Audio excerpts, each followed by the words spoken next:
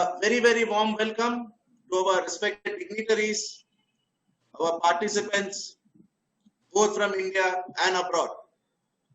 And just to mention the tally, we are having an overwhelming response. We are having an overwhelming response of about 876 candidates and still counting. Today's webinar series, my dear participants, is a skill development certification program focusing on the art of scientific writing from campus to corporate. Joining us today are two dignitaries. First and foremost, our introductory speaker for today, Professor Emeritus Dr. Diwakar Boli sir, an eminent scholar, academician, consultant for various academic programs, and editor of the well-reputed Indian Journal of Pharmaceutical Sciences. Good morning, sir, and a warm welcome to you. Good morning, thank you. Our resource person for today is yet another versatile individual from Novartis Healthcare India Limited, Mr. Sai Mitra Tamera, sir, a brilliant scientific writer who is highly keen on sharing his valuable knowledge regarding the what and how of scientific writing. Good morning and a very warm welcome to you also, sir.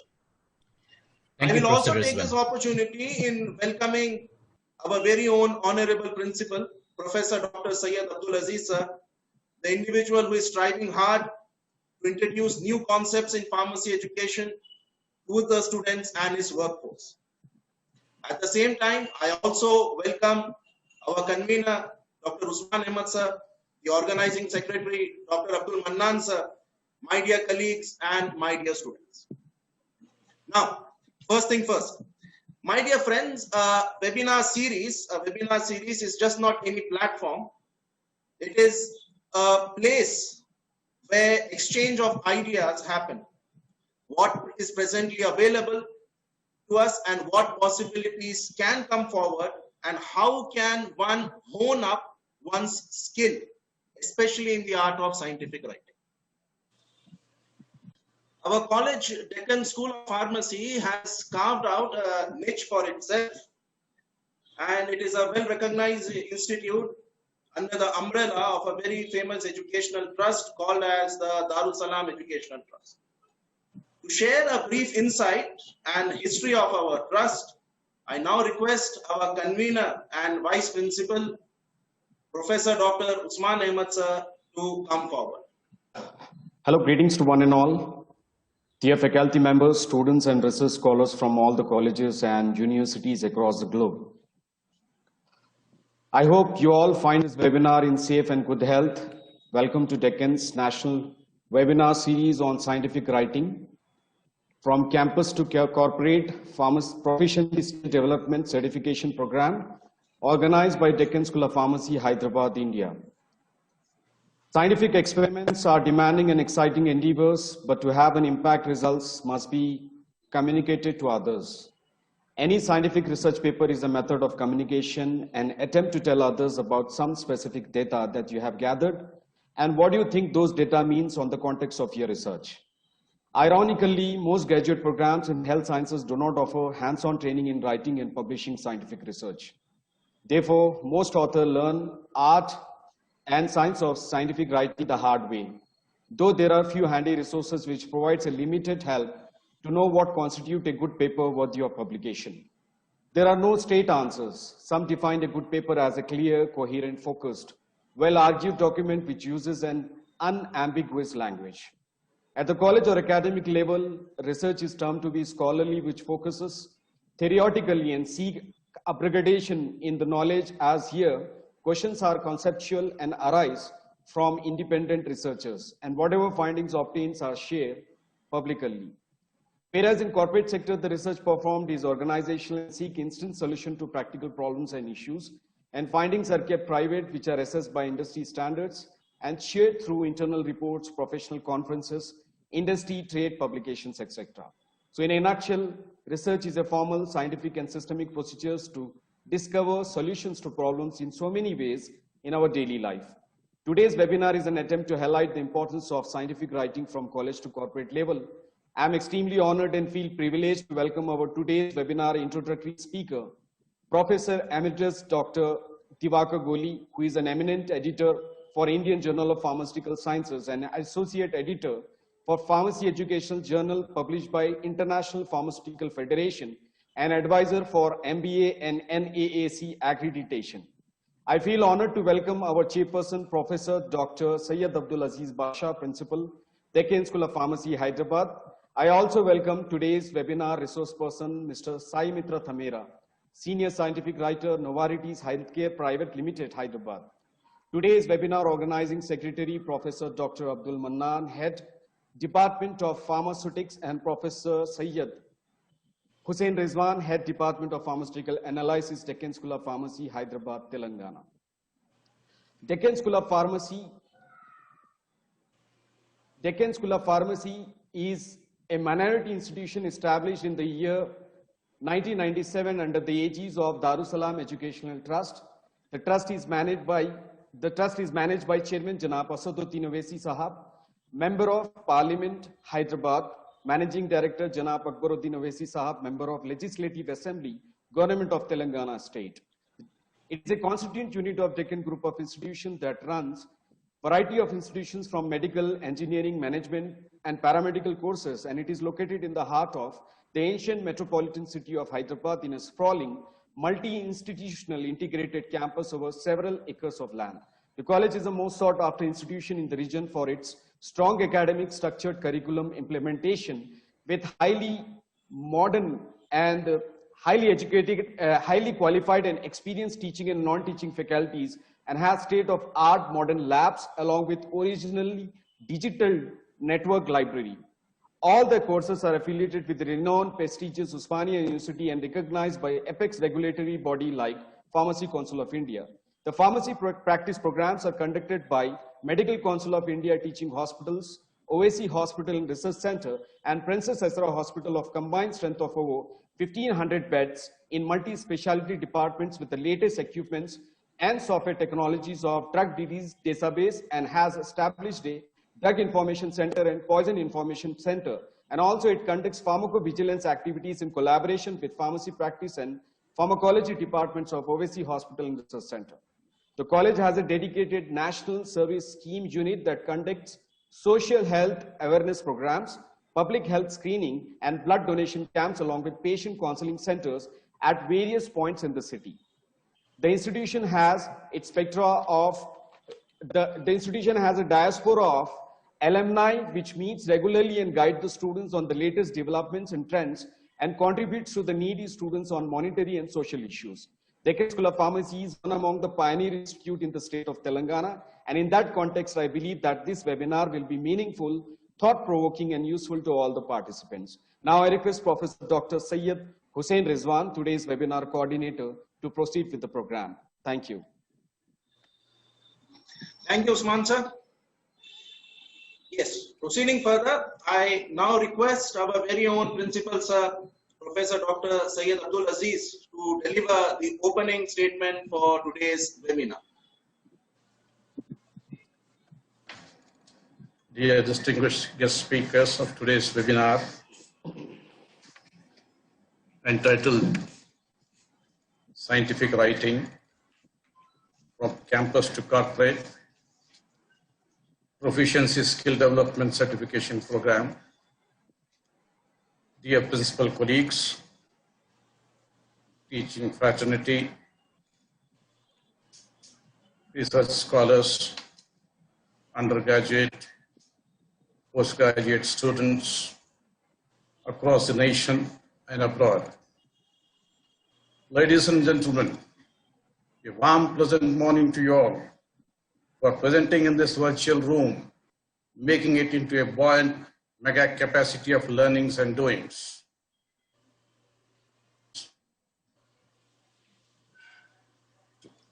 A context relevant to today's, I would like to quote. This is Dr. Louis Gluck, the American poet who was recently awarded Nobel Prize 2020 for literature. Her observations, the master said, "You must write what you see." The aspirant writer says, "But what I see does not move me." The master answered, "Change what you see." It is this power of pen which gives the power to the writers to do the scientific things in accordance with the evidences.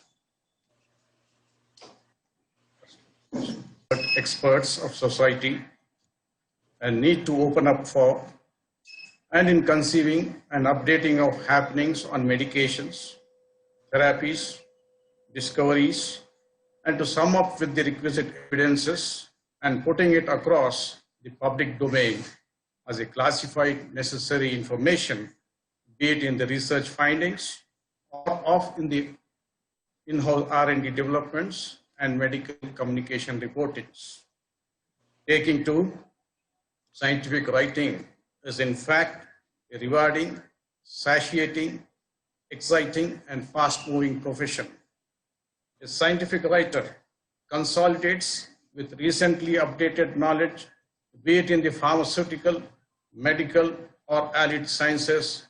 He works on the scientific developments and progress, developing manuscripts, make review articles, educational slide sets, slide presentations for Congress, for seminars, conferences, symposia, prepare abstract books, posters, promotional materials, information for company sales representatives, and website copy, and also need to in attending face-to-face meetings with lead scientists, academicians, and with eminent healthcare professionals, patient groups, policymakers, and journalists.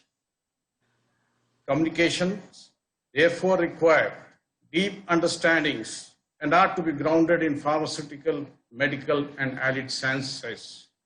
And to get into it, you need to be very proactive, professional, and a team player too. Scientific. So entry level is with the associate scientific writer who moves on to scientific writer, then into senior scientific writer, then the principal scientific writer, the editorial director, and the scientific director. These higher positions do require postgraduate and PhD qualifications. Now the functionalities being strategic communication planning, publication planning and editorial services, opinion leader identification, profiling and engagement, scientific meetings, including advisory boards, company-sponsored meetings, and Congress symposia. The disease awareness programs, training and development programs, both internal and external, development and production of interactive media, translation programs from clinical data to clinical practices, the journal club meetings, and accreditation to continuing pharmaceutical education or continuing medical education programs or other professional scientific scale-ups. Likely to fit into the ambience of today's attendees, we have firstly Professor Dr. Diwakar Sahab, representing from High Academic Farm Research Doings, a master figure of scientific acumen and persona to speak on relevant issues. And secondly, before that, I would like to say he's a master of even martial arts. From the corporate fields, Mr. Sai Mitra, representing from Novartis Healthcare Group, one of the largest conglomerate groups, and he shall be highlighting the issues of skill-based requirements in corporate healthcare sector entries. Meaningfully, the sessions do carry messages to the building aspirants, wishing the best in your lives. Mitra happens to be one of the very best pet student in his undergraduation days at my stint of being principal at Sims College of Pharmacy, Guntur. I hope the session will be fruitful. Thank you.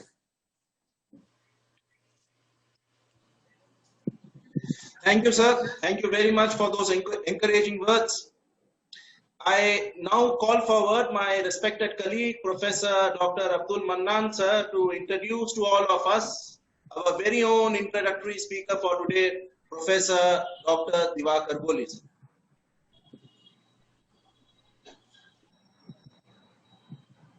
Good morning, everyone. I am pleased and honored to introduce our honorable guest speaker, Professor Emeritus Dr. Diwakar Goli, for giving the introductory talk on today's webinar. A distinguished scientist, academician, and able administrator with over 2.5 decades of experience. Professor Diwakar Goli graduated from Gulbarga University and went to complete Masters in Pharmaceutical Biotechnology and did double PhDs, one in Pharmaceutical Sciences and the other in Entrepreneurship Management from Andhra University. Professor Diwakar has published more than 120 research papers, authored 3 books, and have 4 patents to his credit. Professor Diwakar Goli is the editor of Indian Journal of Pharmaceutical Sciences since 2014. Indian Journal of Pharmaceutical Sciences is the prestigious official scientific publication of Indian Pharmaceutical Association. It is approved by UGC and indexed in Biosys Preview, Chemical Abstract Service, OpenJGate, Procure Cement, Secrets Search Engine Labs, SC Maga Journal, and Country Ranks, Scopus, and Web of Science. Professor Diwakar is also Associate Editor of Pharmacy Education Journal. It is published by the International Pharmaceutical Federation, FIP, and the journal has a clear international perspective. The journal publishes reports of research and innovation in all aspects of professional pharmacy education and training, case studies, reviews, and reports. Dr. Diwakar has served as professor, principal, and director in Acharya and BM Reddy Institutes between 2016 to 2019. Dr. Diwakar is honorary president and director at DU Laboratories and FR Pharmaceutical Limited. Dr. Diwakar is conferred with the title Professor Emeritus by Rajiv Gandhi University of Health Sciences, Karnataka. He was bestowed with the Principal of the Year Award by the Association of Pharmaceutical Teachers of India at the annual convention of APTI in 2014. BLD's association bestowed him Principal of the Year Award in 2018. Professor Diwakar is also advisor for NBA and NAC accreditations. Sir is also a panel member of examinations for many universities like Rajiv Gandhi University of Health Sciences, Usmania University, Gulbarga University, Kakatiya University, Bangalore University, Andhra University, etc. Without further ado, I would like to welcome Professor Diwakar Goli and I request him to deliver the presentation. Thank you.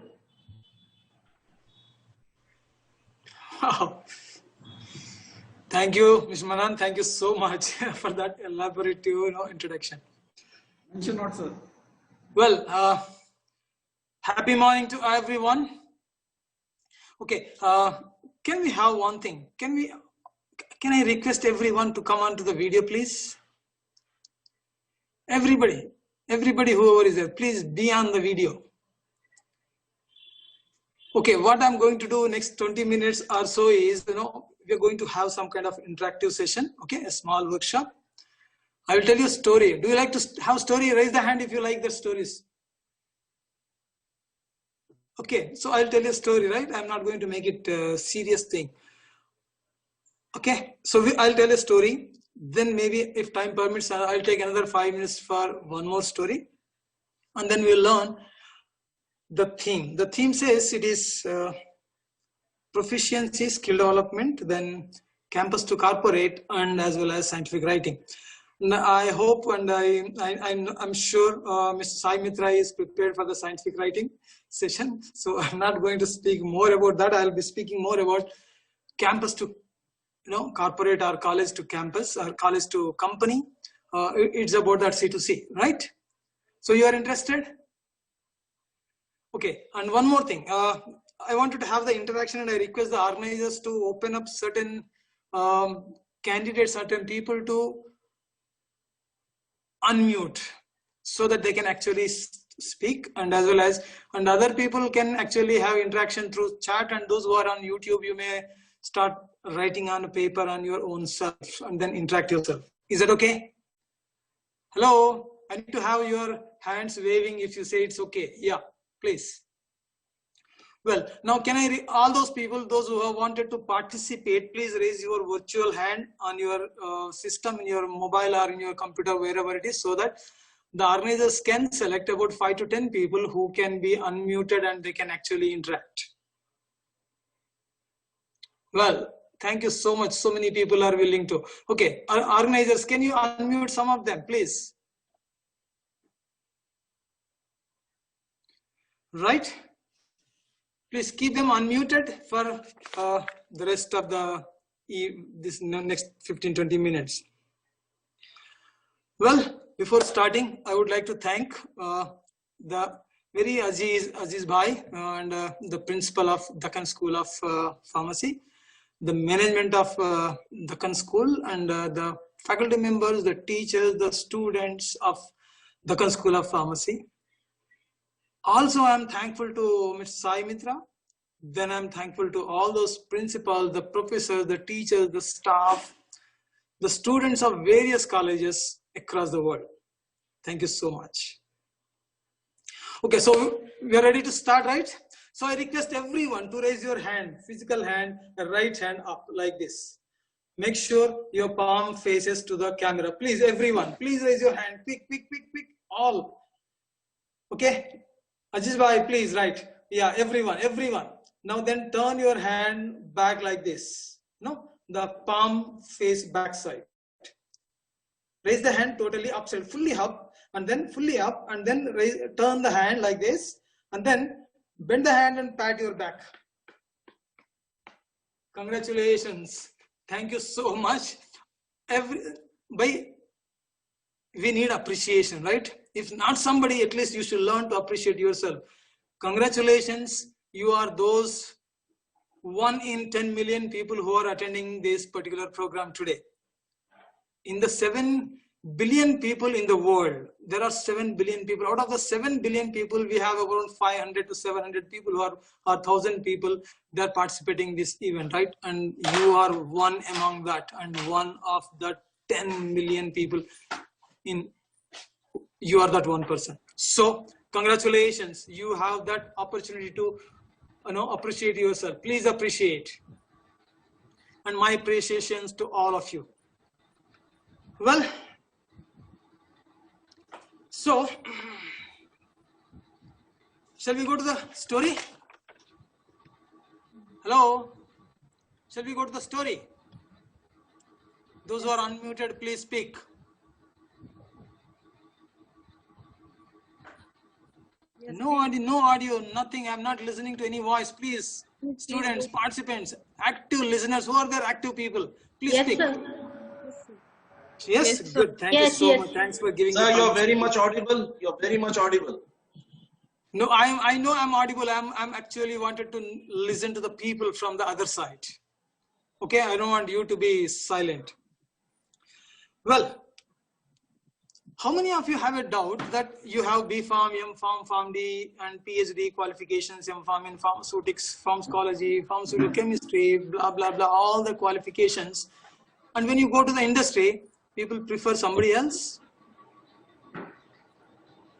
An MSc guy gets the job, or an MA guy, or MCom guy, or an engineer, or somebody will be getting a job, right?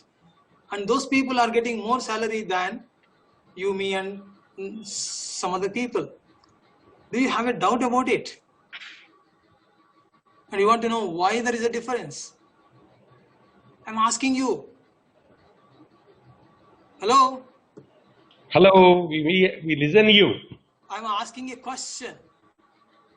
Do you really wanted to know why there is no job for the pharmacy people? And you wanted to make that change. Students. Hello, you raise the hand and you are unmuted.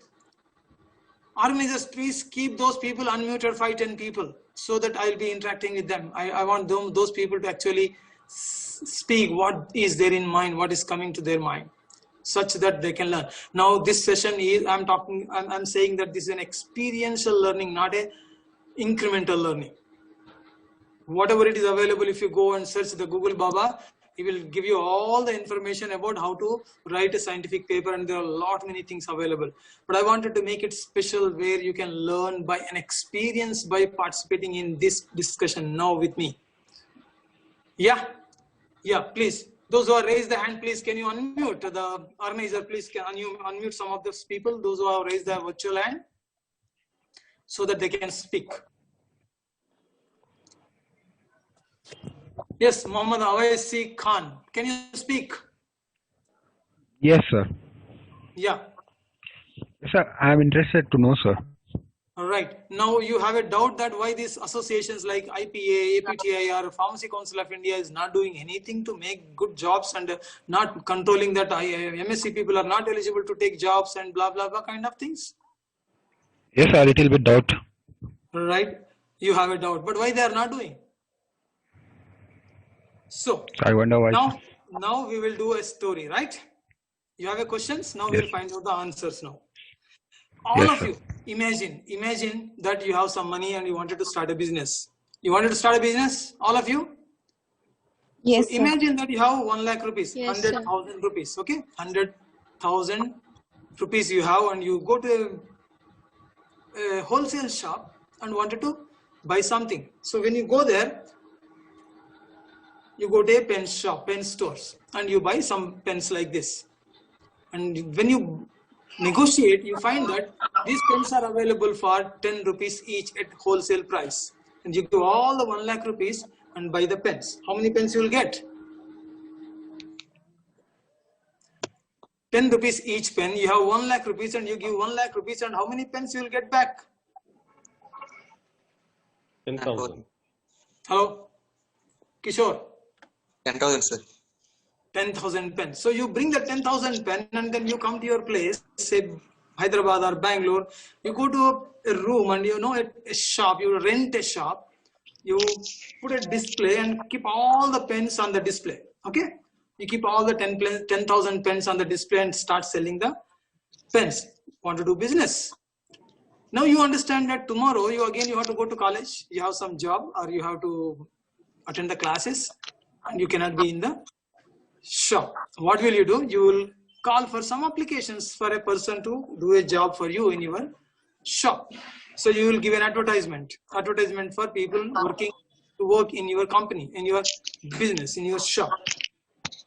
The moment you give advertisement, today, the moment there is an opportunity and you will get hundreds of applications, and you get many applications, and you are scrutinizing the applications, right? When you are seeing the application, you find one application, 1, 2, 3, you read it, and then you find that, I will tell you the application, right? The gist of that. Name, Diwakar Goli. My name, okay? Name, Diwakar Goli. My application for your job in your shop. Qualification, M.Pharm, PhD and another PhD. Experience, 26 years of teaching experience, and out of that 22 years as a principal and then 3 years as a campus director. Then achievement, best principal award, best institute, which is industry institute, best industry partnered institute in India. Then family, married with 1 wife and 2 children. That's my biodata. Is that clear, all of you? Yes, sir. Yeah. And then you say, wow, what a nice biodata. Call this person, and then you call Diwakar. Come, you are appointed. Now see, there are 10,000 pens. Now your job has been fixed. You have to sell all these 10,000 pens within 1 month, and after 1 month I will come and I will give you salary. You didn't disclose what is the salary, and I did not ask the salary. Okay? I said, fine, thank you so much, madam. So much, sir. And I started selling all the pens.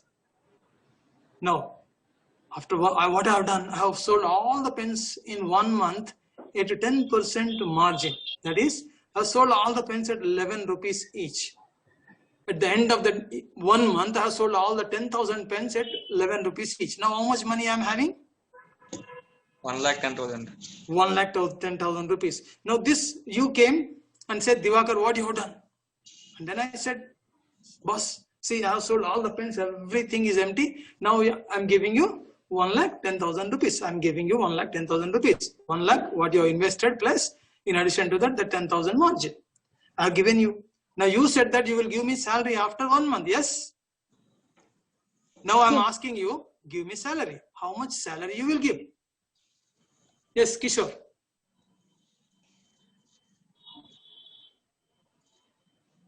Kishore, how much salary you will give? Sir, come again. I have sold all the pens for 11 rupees, right? Okay, And sir. total money is 1,10,000. 1 lakh your investment and 10,000 rupees profit. Okay. Yes, I have sir. given you 1,10,000 rupees. Now I am asking you, give me salary. Because Yes, I have done 1 month work for you. Now what is the salary you pay me? Among the 10,000, half of the amount I can give, sir.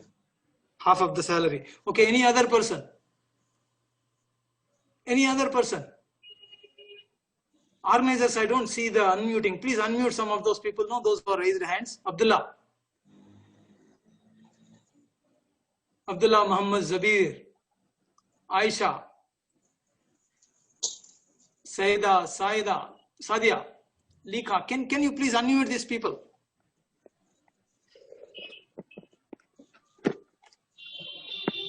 Hello? Sir, Aziz sir, can you unmute those people? Yes, Azra. What is the salary you will give? 10,000. 10,000 rupees. Wow, thank you so much. Now, I will remind you my biodata. Qualification, M.Pharm PhD, double PhD, 26 years experience, best principal award, and you know, married 1 wife and 2 children. Yes, sir. Can you consider my 2 PhDs and increase the salary? How much you will increase? No. You will not increase. By my experience, Yes, sir. Definitely. how much you will give? Maybe Now, 10%. previously you were giving 10,000. Now, how much you will give? Well, Yes, sir. Yes. You know, Kishore, I have to live in Bangalore, and you know, I have to pay rent for my house, and I have to feed my children. If I have to take care of them, I have to pay the fees for all those things. On a humanitarian ground, you should consider, no? Yes, sir. But it is Do you think 5,000 rupees is sufficient for me to manage? sir, there is only 10,000 profit, sir. According to business. Okay, fine. Okay, thank you. Got that. Thank you so much. Everybody, you write it on the paper how much you are saying, how much is the salary. Okay. Now, then you have one more shop and you wanted to appoint one more person, and then what you have done? You have requested, you have seen one more application, say Dayal. Dayal application you are seeing, and the qualification is say MA, MCom or MSc. 2 years of experience, just married, no children. You got that biodata? Hello? Yes, Sabha, sir. you Yes, got that. Okay. Now this person, you said, okay, Dayal, you are appointed and you sell these pens, and after 1 month I'll give the salary. Dayal said, yes, boss. And what I've done, within 1 month, Dayal sold all the 10,000 pens, and each pen at 12 rupees. How much? 12. 12 rupees. Now after 1 month, when you come and said, what you have done, Dayal? And Dayal says, madam, I have sold all the pens, 10,000 pens at 12 rupees each, and total amount is 1 lakh? 1,20,000. 1,20,000, right? 1,20,000 rupees given to you, and now Dayal is asking the salary. How much you will give it to Dayal? Kishore, how much you will give?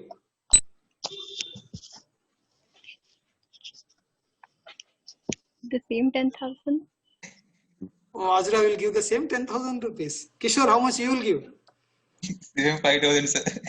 Oh, Matru Tejasri, how much you will give? Sabha, how much you will give? Not more than 10,000. Yeah, please shout out. Not more than 10,000. Oh, not more than 10,000. Thank you so much. And you know, you are giving me 5,000 and you are giving to a person who's got 2 years experience, 10,000 rupees. Okay, remain this. Then you have a third shop and you find one more application, and that application says Lakshmaka. You know Lakshmaka? Yeah, this Lakshmaka. Lakshmaka is passed 10th class with difficulty in 3 attempts. Okay. And now she is 18 years and she is eligible for doing a job.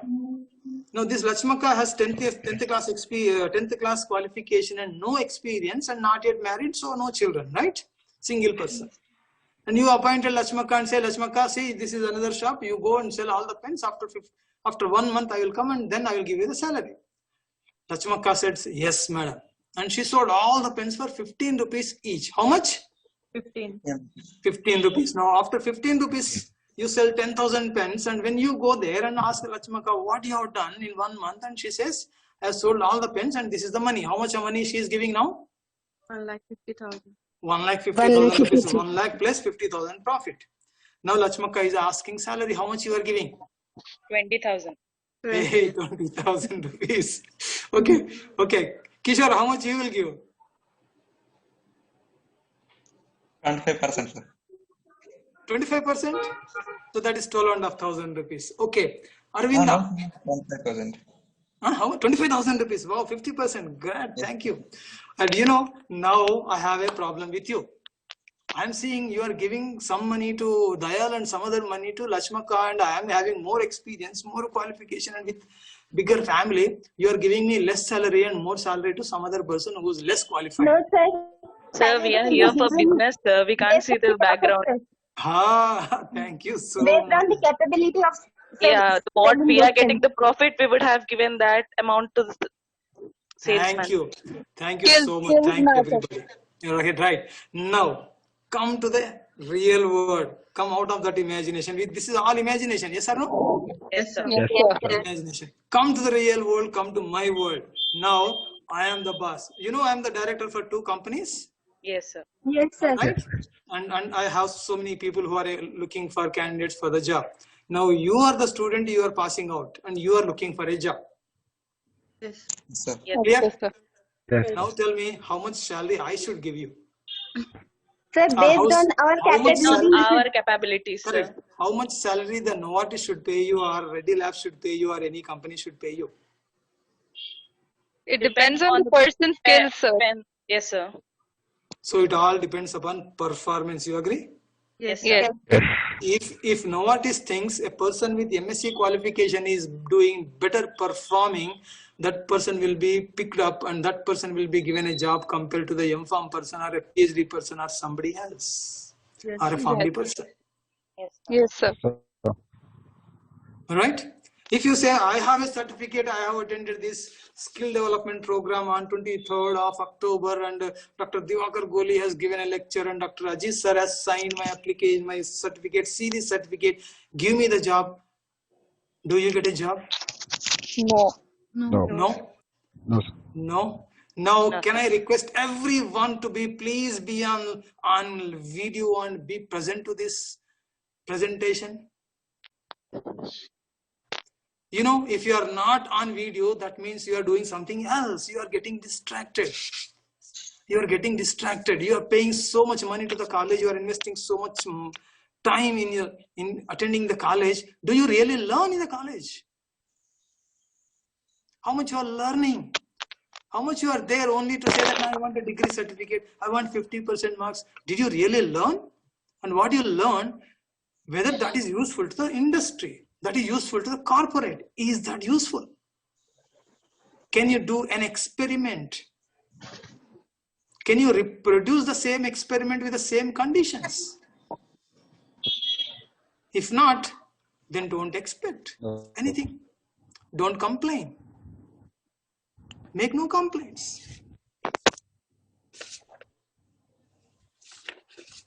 Is that clear? Yes. Yes, sir. Yes, sir. Right. So now we are here to learn about the scientific writing, correct? Yes, sir. Yes, sir. Now, what is required for scientific writing? Skills. Whether you want to be assistant editor or chief editor or managing editor, whatever it is, what are those things required? I'll tell you only very few things, right? And how many of you know about this disruption today happening in the world, the disruption in the education and the disruption in the pharmaceutical industry? How much you are aware about it? How many of you are studying emulsion in your syllabus? You have emulsion? You are studying emulsion? Yes, sir. Yes, sir. Sorry, something is happening. Okay.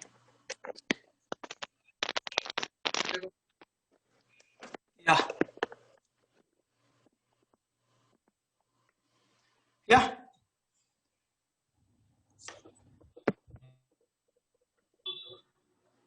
Okay. So what I'm saying is, this is a VUCA world. This is a volatile, uncertain, complex, ambiguity world, and there's a lot of I'm sorry, I have something with my charging. Okay. Well, so what is required is preparing for the future. What you require is critical thinking, analytical thinking, creativity, and communications. These are the things you require. You know, Ajit sir already said, you know, in before, write what you see, and if you don't get moved by what you write, then change what you see, and then you write about it. Clear? Yes, sir. Thank you so much. Thank you so much. And then if you have time, I will tell the second story. It will take 5 minutes. Otherwise, thank you so much. Yes, sir.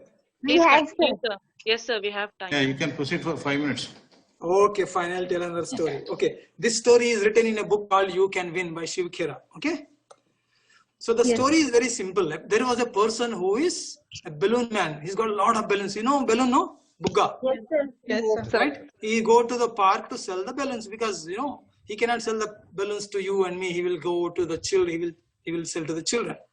So he'll go to the park where the children are playing, and he will put a shop, put a cylinder of helium gas, and then he will start filling the helium gas into the balloons and then knot it and tie the thread into the cylinder so that there are some balloons on the cylinder, right? The children, when they see balloons, they will say, oh, Papa, Mama, and then the balloon man, I wanted to buy the balloon. They will take money and come and buy the balloons. What happens when these children nearby all buy the balloons and no customers? What he do? He will cut the thread of the balloons which are hanging to the cylinder. What will happen? Those balloons, when you cut the balloon, the thread, the balloons will go up, right? Yeah. They'll all go up. When the balloons go up above the trees, and then the children who are playing the other side of the trees, they see, the balloons are going, that means there is a balloon man. Then they will take money and come buy the balloons. This is the job of the balloon man. When he was doing this, one day he felt that somebody was tugging his coat like this. No, he felt he will see some small kid standing there and he's pulling the shirt. And then he will say, think another customer has come, so he will try to give one balloon. And the child says, Uncle, I don't want the balloon. And he says, then why you are pulling my shirt? The boy says, Uncle, I got one doubt. There was no customers. That balloon man says, okay, ask your question. What is the question? The boy says, Uncle, I am seeing when you are filling this gas from this cylinder into a blue color balloon, the blue color balloon is going up. And say, going up. Uncle, when I'm saying you are filling this gas into an orange color balloon, the orange color is balloon going is up. He said, going up. And he says, Uncle, I'm seeing you fill this gas into a green color balloon, the green color balloon is going up. And say, yes. Uncle, when you are filling this gas into a pink color, all balloons are going, you ask, what is your question? The boy says, Uncle, when you are filling this gas from that cylinder into different colored balloons and knotting with thread and cutting the thread, the balloons are going up. But I have not seen a black color balloon going up. If you fill this gap, if you fill this gas into a black color balloon and leave the balloon, does it go up? What is the question? Black color balloon. Does it black color balloon go up? Whether the black color balloon go up or not. Now tell me, Jara, Azra, will the black color balloon go up? Yes, it will. Have you seen the black color balloon going up? No, sir, but it may go. Kishore, Likha, Safia. Only if he cuts the thread, it might go. What? Only if he cuts the thread, it might go. It might go, so you have a doubt. Okay. Yeah, until it's knotted with the cylinder, it won't. If it is attached, it will not go. No. It is unattached. How many people you think that it will go up? Raise the hand on the video. Raise the hand. Like, wave it if you think that the balloon go up. And how many of you think the balloon does not go because I have not seen the black color balloon going up? Raise the hand. Some of you says go, some of you say don't go, and some of you don't raise the hand. What does it mean? Sir, not go, sir. You have a doubt. It will go, sir. It will not go, sir. It will not go. Okay, do one thing. Bring the red color balloon, remove the helium gas and fill it. Oof. Then knot it and leave it. Whether the red color balloon go up? No, sir. No, sir. No. Why? Why? Does he actually have the gas black is color different, balloon? sir. Yeah. Why it does not go when you fill it with your mouth? Because Gas it's is not helium gas. Helium It is does more not heavy contain and helium gas. Depends on the gas yes, which is filled in a balloon. Okay, so the helium gas is lighter gas. Yes, Even sir. if The the density is person is less, so it having will the go black up, balloon right? or not. it It can will go up. fly. And if Yes, you sir. fill hydrogen gas, it will go up. But if you fill carbon dioxide gas, it will go up? No. No, sir. It will No. sink down. No, right? If you fill a heavy gas, will it go up? No, sir. No. It will No. sink down. When you are filling with your mouth, Lighter gas. it contains steam and vapors and carbon dioxide, which is heavier than the. So it will actually the balloon comes down. Now, so this balloon man gives the answer to that person. What? He says, son, it is Yes, not yes. the color of the balloon that makes it go up. Yes, sir. It is the matter inside the balloon that Yeah. makes go up. Right now? Yes, sir. Yes. Yes, sir. So what is the moral of this story? Why The did you read this qualification story? doesn't, Absolutely, the background absolutely. doesn't show what you are, the capabilities show what you are. Right, Skills matter right. always. So what matters is the matter inside. Here, look at me. See The here, way the you, matter inside. Yes. What matters is a matter inside. If you want to be successful in your life, if you want to be a successful scientific writer, what matters is the matter inside here. Not B.Pharm degree, not M.Pharm degree, not PharmD degree, not M.Pharmacy, pharmaceutics, pharmacology, pharmacognosy, pharmaceutical chemistry, blah, blah, blah. It doesn't matter. It matters is inside how you learn, how you apply that knowledge to the society. Unless you make this useful to others, they will not pay you back.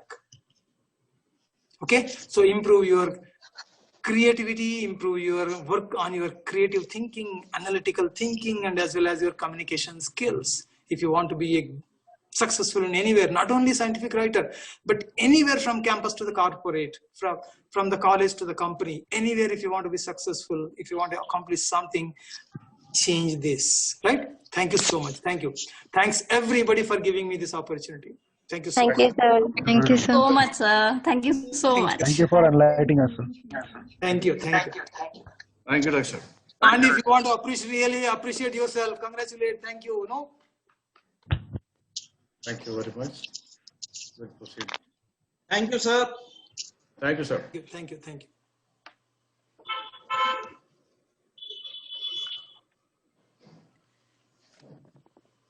Yeah, we'll move on to the Rizwan next. sir, Rizwan sir, mute हो गया. Rizwan sir, please switch on. Rizwan sir. Yes, thanks a lot, Professor Divakar, sir, for those motivational words of yours. It is not what color of balloon rises up, but the stuff inside the balloon which takes the balloon up. So thank you for those motivational words.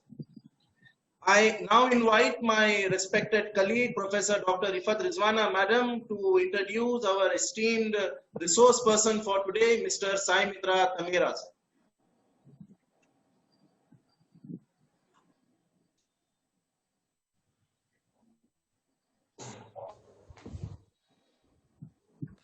Good morning, one and all. I am pleased to introduce today's resource person, Mr. Sai Mitra Tamera, who will enlighten us with his knowledge, training, experience required on the topic scientific writing from campus to corporate, proficiency skill development certification programs.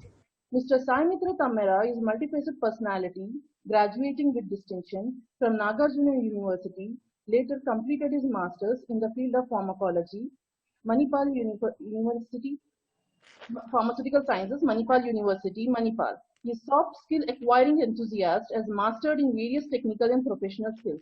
Mr. Sai Mitra Tamera is well known for providing scientific content with medically accurate and coupled with global guidelines and develops review, edit, reconcile, and manage high quality medical and scientific communications, including manuscripts, literature review, abstracts, posters, slide sets for publication or presentation or submission to the regulatory authorities and clinical teams.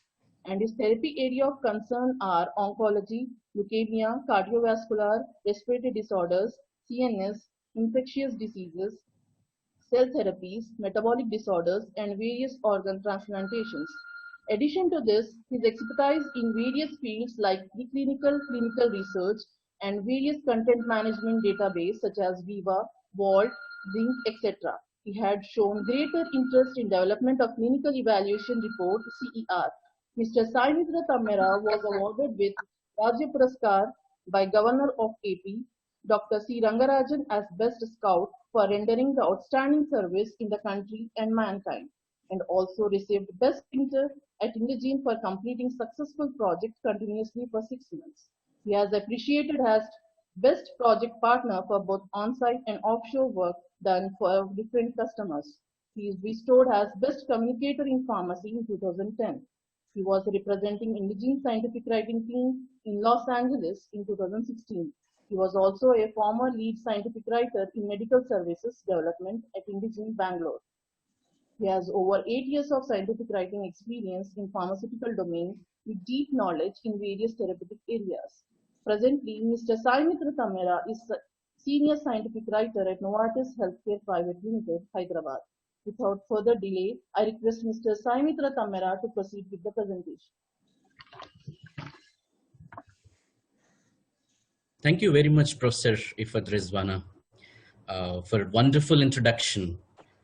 Very much impressed on the introducing marks from you. And before starting, I'm very fortunate to share this virtual stage with Professor Diwakar Goli, the eminent academician. Sometime in my college days, we have actually met him in the college scenario for the same kind of a guest lecture. So thank you very much, sir, for being part of an introductory speaker for this. And thank you for being with us in this kind of a virtual stage. Thank you very much. And yeah, this credit always goes to Dr.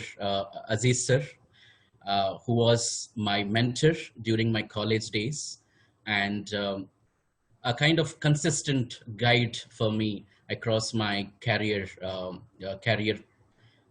life. So inviting Dr. Diwakar Goli to as an interactive speaker is the best choice that you have done, sir. Thank you very much for that. And thank you for giving me this opportunity for delivering a session on the scientific writing from campus to corporate. Being scientific writing is a diverse profession now coming up across the globe.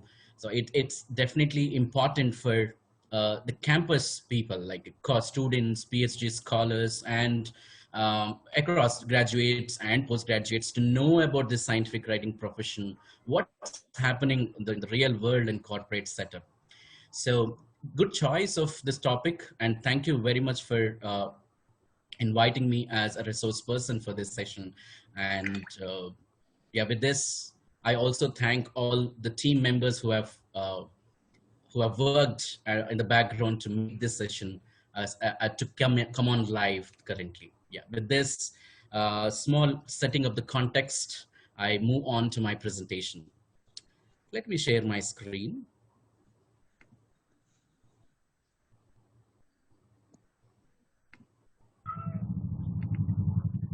Please let me know if you can see my screen.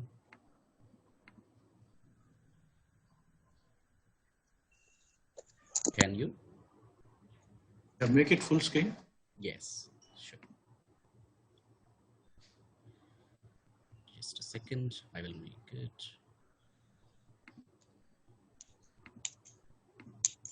Yeah, can you able to see now? No, still require full screen. Yeah, okay, fine. Great. So guys, I saw an overwhelming response to this session by seeing the number. Professor Aziz also was very happy to see this number attending this session. And thank you very much for joining for the attendees in the session. So moving forward, that as we said, it is a scientific writing from campus to corporate.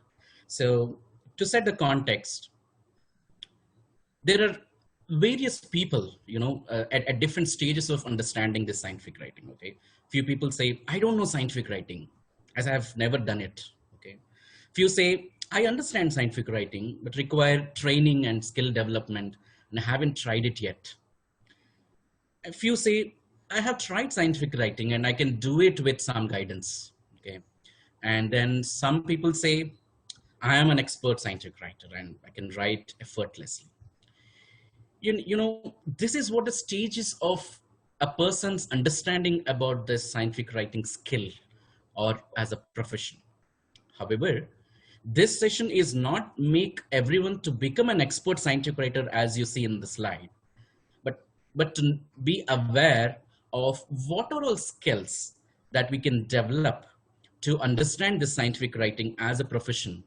And as most of the attendees here are from the campus, being in academics, moving to a corporate world where this scientific writing as a profession, what are all expectations from the corporate, from students, from a campus, is what we deal in today's session. So most of us, we will categorize under those second and third categories. We know about scientific writing, we know something about it, we have heard about it, but we have no proper guidance or a training or a skill developed on that. So that's the objective of today's session. Okay, now moving on to the next slide, let's see what is a medical writing or an overall picture in the real world. Okay, I'm using two terms here, my dear colleagues here. It's medical writing and a scientific writing. Okay, we will deal it. What is the difference between those when we go on from here? But let me now first initially talk about a general term called medical writing. Okay, a medical writing is involves writing different types of scientific documents for different purposes and for different audiences, right? So documents, medical journalism needs a medical writing. For medical education, for a pharma company needs a medical writer. Medical marketing communications in a pharma company needs a medical writer. To write a publication, right? Your manuscripts, abstracts, posters, we need a medical writer. To write research documents, we need a medical writer, and to write regulatory documents, we need a medical writer. So overall, if you see a picture, a definition of medical writing, it categorizes under different types of functionalities within a pharma company or a clinical research organization or any kind of an agency that works for a medical writing profession. Now, going with for a physician and or other healthcare professionals, medical writers are generally involved in writing textbooks, continued medical education programs, slide decks, e-modules as part of medical education. Okay, in a kind of medical journalism, we have newspapers, you have magazines, right? And in a simple language, most of the target audience will be a general public and the lay people who need the information to be, that also comes under a medical writing. And medical writing communications, if I have to say. Just a small disclaimer before I move on. If there is any connectivity issue, please flag it to me so that I can just switch on and we'll be back again. Okay, thanks.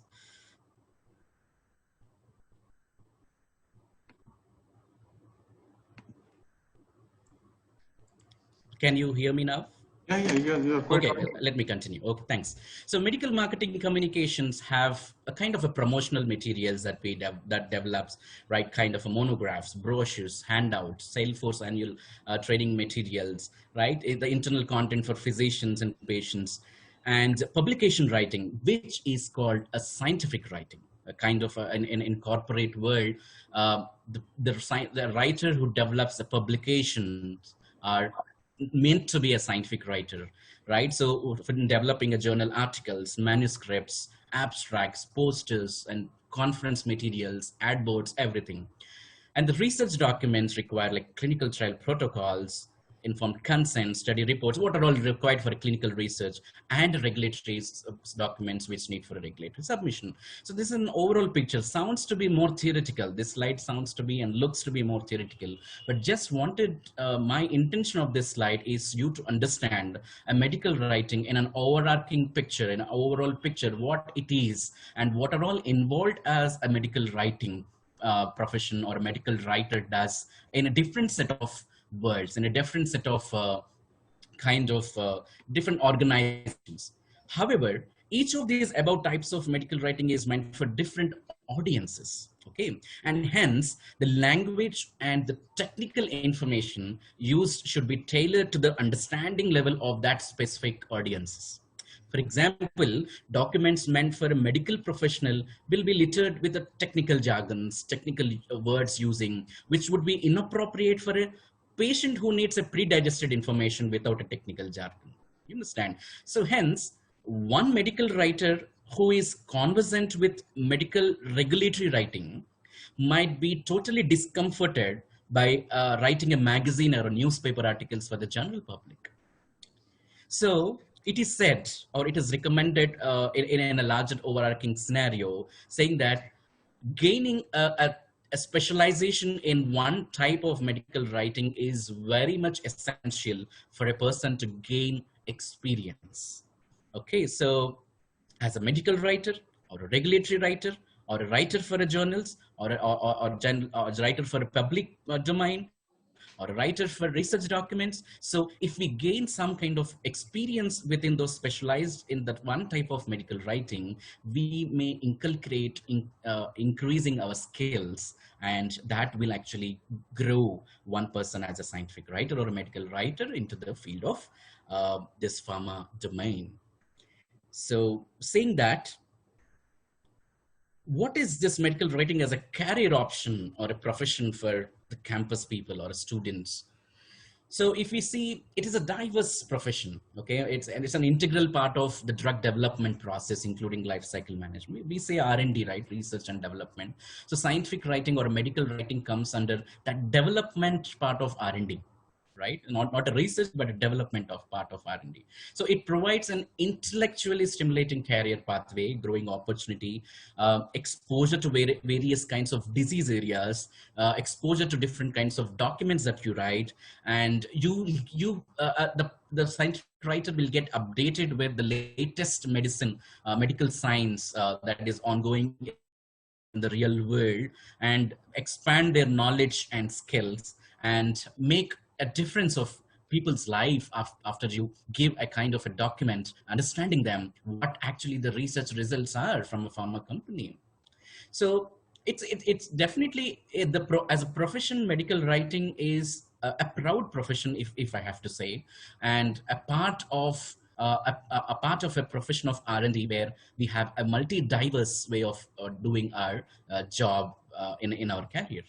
So there's a saying in one of the journal articles saying that medical writing is good starting place in industry because besides the fact that it's a solid integral career track by itself, it can also be a gateway into other positions in pharma and biotech. So once we enter into a medical writing profession, it doesn't mean that we have to stop there. So that is a starting point, or you can say it can be a trigger point for any kind of a diverse profession that we can take in the pharmaceutical domain. So that is a kind of a flexible and dynamic profession of medical writing. Now, where are all this medical writing profession that we can find is, we can find as an in-house team in a pharma company. For suppose I working as a Novartis Healthcare Private Limited, we have an in-house medical writing team, which we work for our own dissemination of information of the research results to the healthcare professionals or patients with respect to the Novartis products. It can be a clinical research organization where they do a clinical research, they disseminate information about their clinical research, and then disseminate to the public domain or patients or healthcare professionals. And you can see some of the agencies, like as you said, I was working with Indigene previously, and I had 6 years of experience there. So there, it's an agency, it's a medical writing agency. It may not have its own products, its own drug molecules there, but they do support the medical writing profession to the pharma companies, acting like a client or a customer, and do develop the multiple deliverables. And you have opportunity of medical writing profession in healthcare journals, healthcare online portals, and also some of the regulatory authorities we have. And more or so, if you don't want to be anywhere to be as an employee, you have all right to be as a freelance writer. Freelance writing is becoming a more and more boon these days, going with this virtual setup. That's is a great career option also freelancing, but however the freelance writer should have gained definitely an ample of experience before they move on to a freelance writer. So this is what if you see an overall picture, if you see as a career option of a medical writing team, it can go. But now a question can come to a student mind or a fresher mind saying that, yes, I have started my career as a medical writer. Yes, but what's the future? Is it just like I need to continue as a medical writer? It varies. My answer, it varies with a company to company. A medical writing agency have a different hierarchy or a career pathways compared to a pharmaceutical company in-house medical writing team. However, the common element of career path that you can see here is you can move as into the leadership role. Most medical writers, after gaining significant experience in the industry, eventually move into the leadership roles. So in such management positions, they usually handle the large teams of scientific and medical writers, manage local and international level assignments. Medical writers during their early years use their knowledge and skills and diversify into the different areas of disease areas, different areas of deliverables of scientific writing, and then they have an entrepreneurial opportunity also to set up their own company with respect to a publication.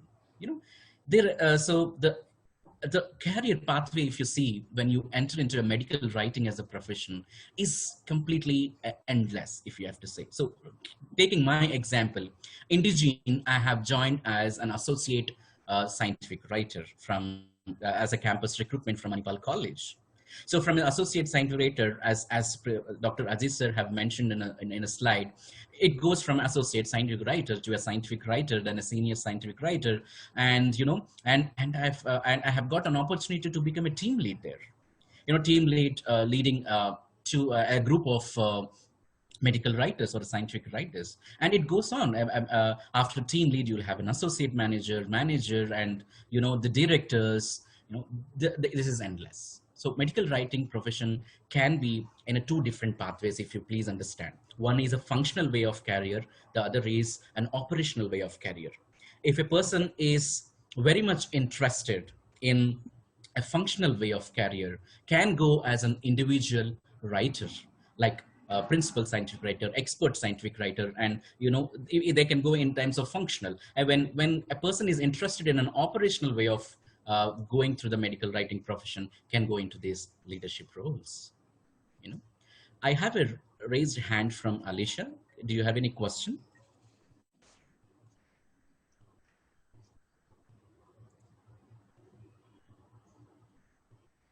Okay. Sir, you may please continue. You may please continue. Sure, thanks. Okay, I assume it's no. Yeah, thanks. Okay, now this is what a career graph that you can see, or opportunities that you see in terms of medical writing. I'm talking about now in general a medical writing. Okay, medical writing may involve regulatory writing, may involve scientific writing, may involve medical education deliverables, as we discussed in the previous slide. Now from here onwards, I will more focus on a scientific writing profession as part of my experience that I have, and what are all requires expectations from a scientific writing professional when they step on to from a campus to a corporate world. So as Dr. Divakar Goli sir said, education doesn't matter, but as a stepping up, as an initial step, requires some kind of a qualification or education to move on to this as a starting step. And then after that, it depends on our own learning, the competencies and skills that we develop within us. And that's what an expectation from also a pharma company. Because we go usually for a kind of an interviews to different college campuses.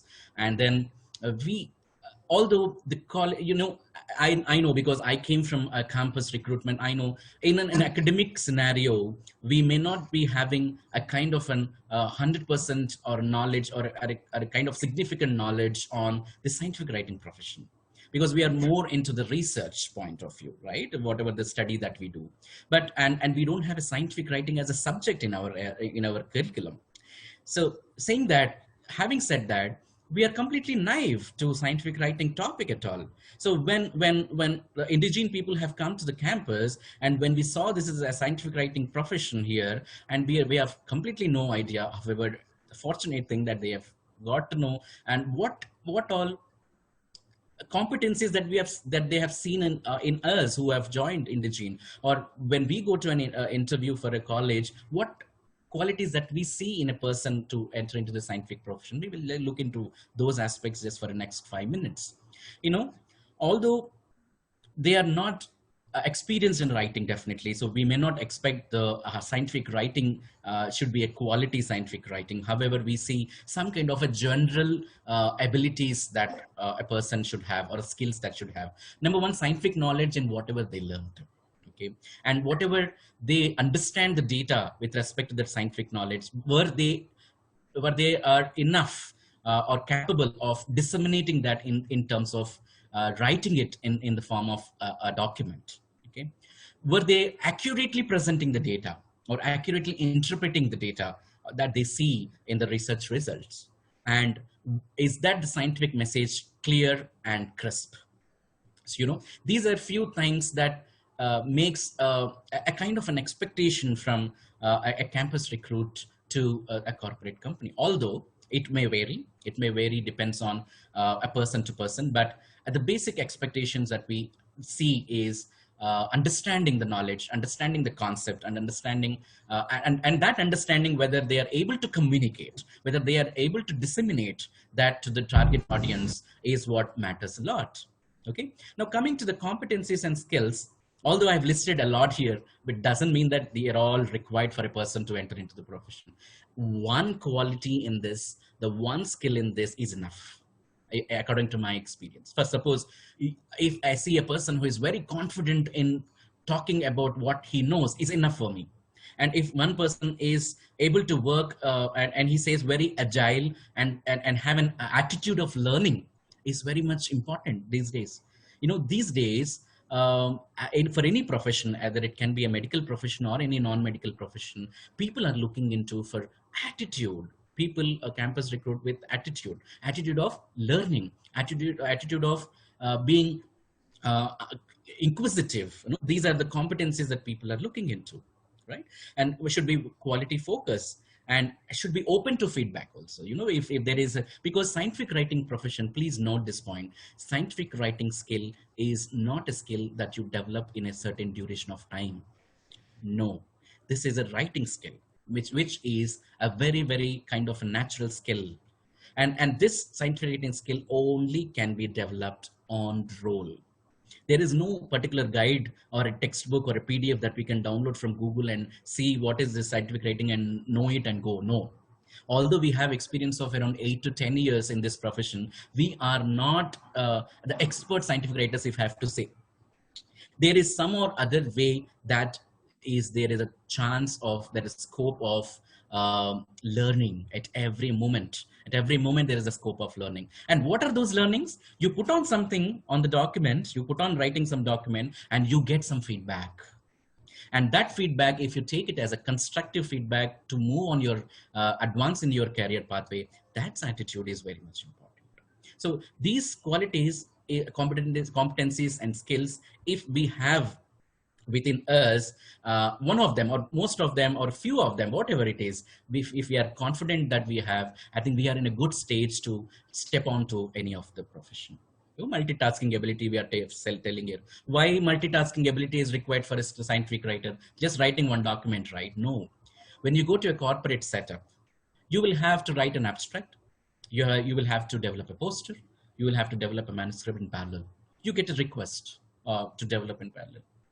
And this is a kind of multitasking ability is required, and to understand what to prioritize and what not to prioritize, this ability is important.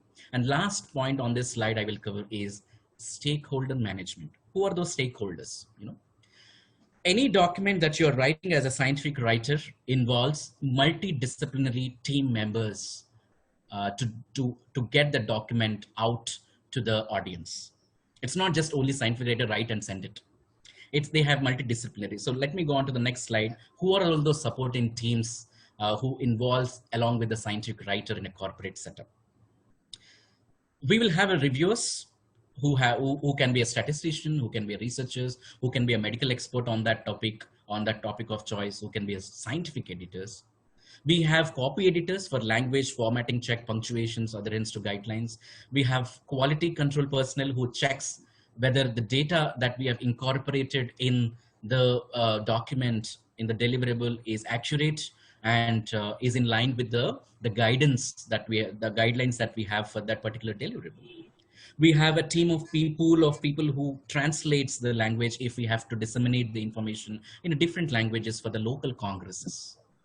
And we have a pool of proofreaders, and we have a pool of graphic designers, very important people, graphic designers in these days, because as we are moving on to an artificial intelligence world, you see any pharma company, if you see the strategy of a pharma company is move on to the digital, go digital, they say, right? So when we are going into the arena of artificial intelligence and digitalization, we require this graphic designer support to incorporate a kind of a very good looking figures and tables and in the manuscripts or in the slide decks that we prepare for internal audience like medical reps and salespeople. We require a support from graphic designers as well.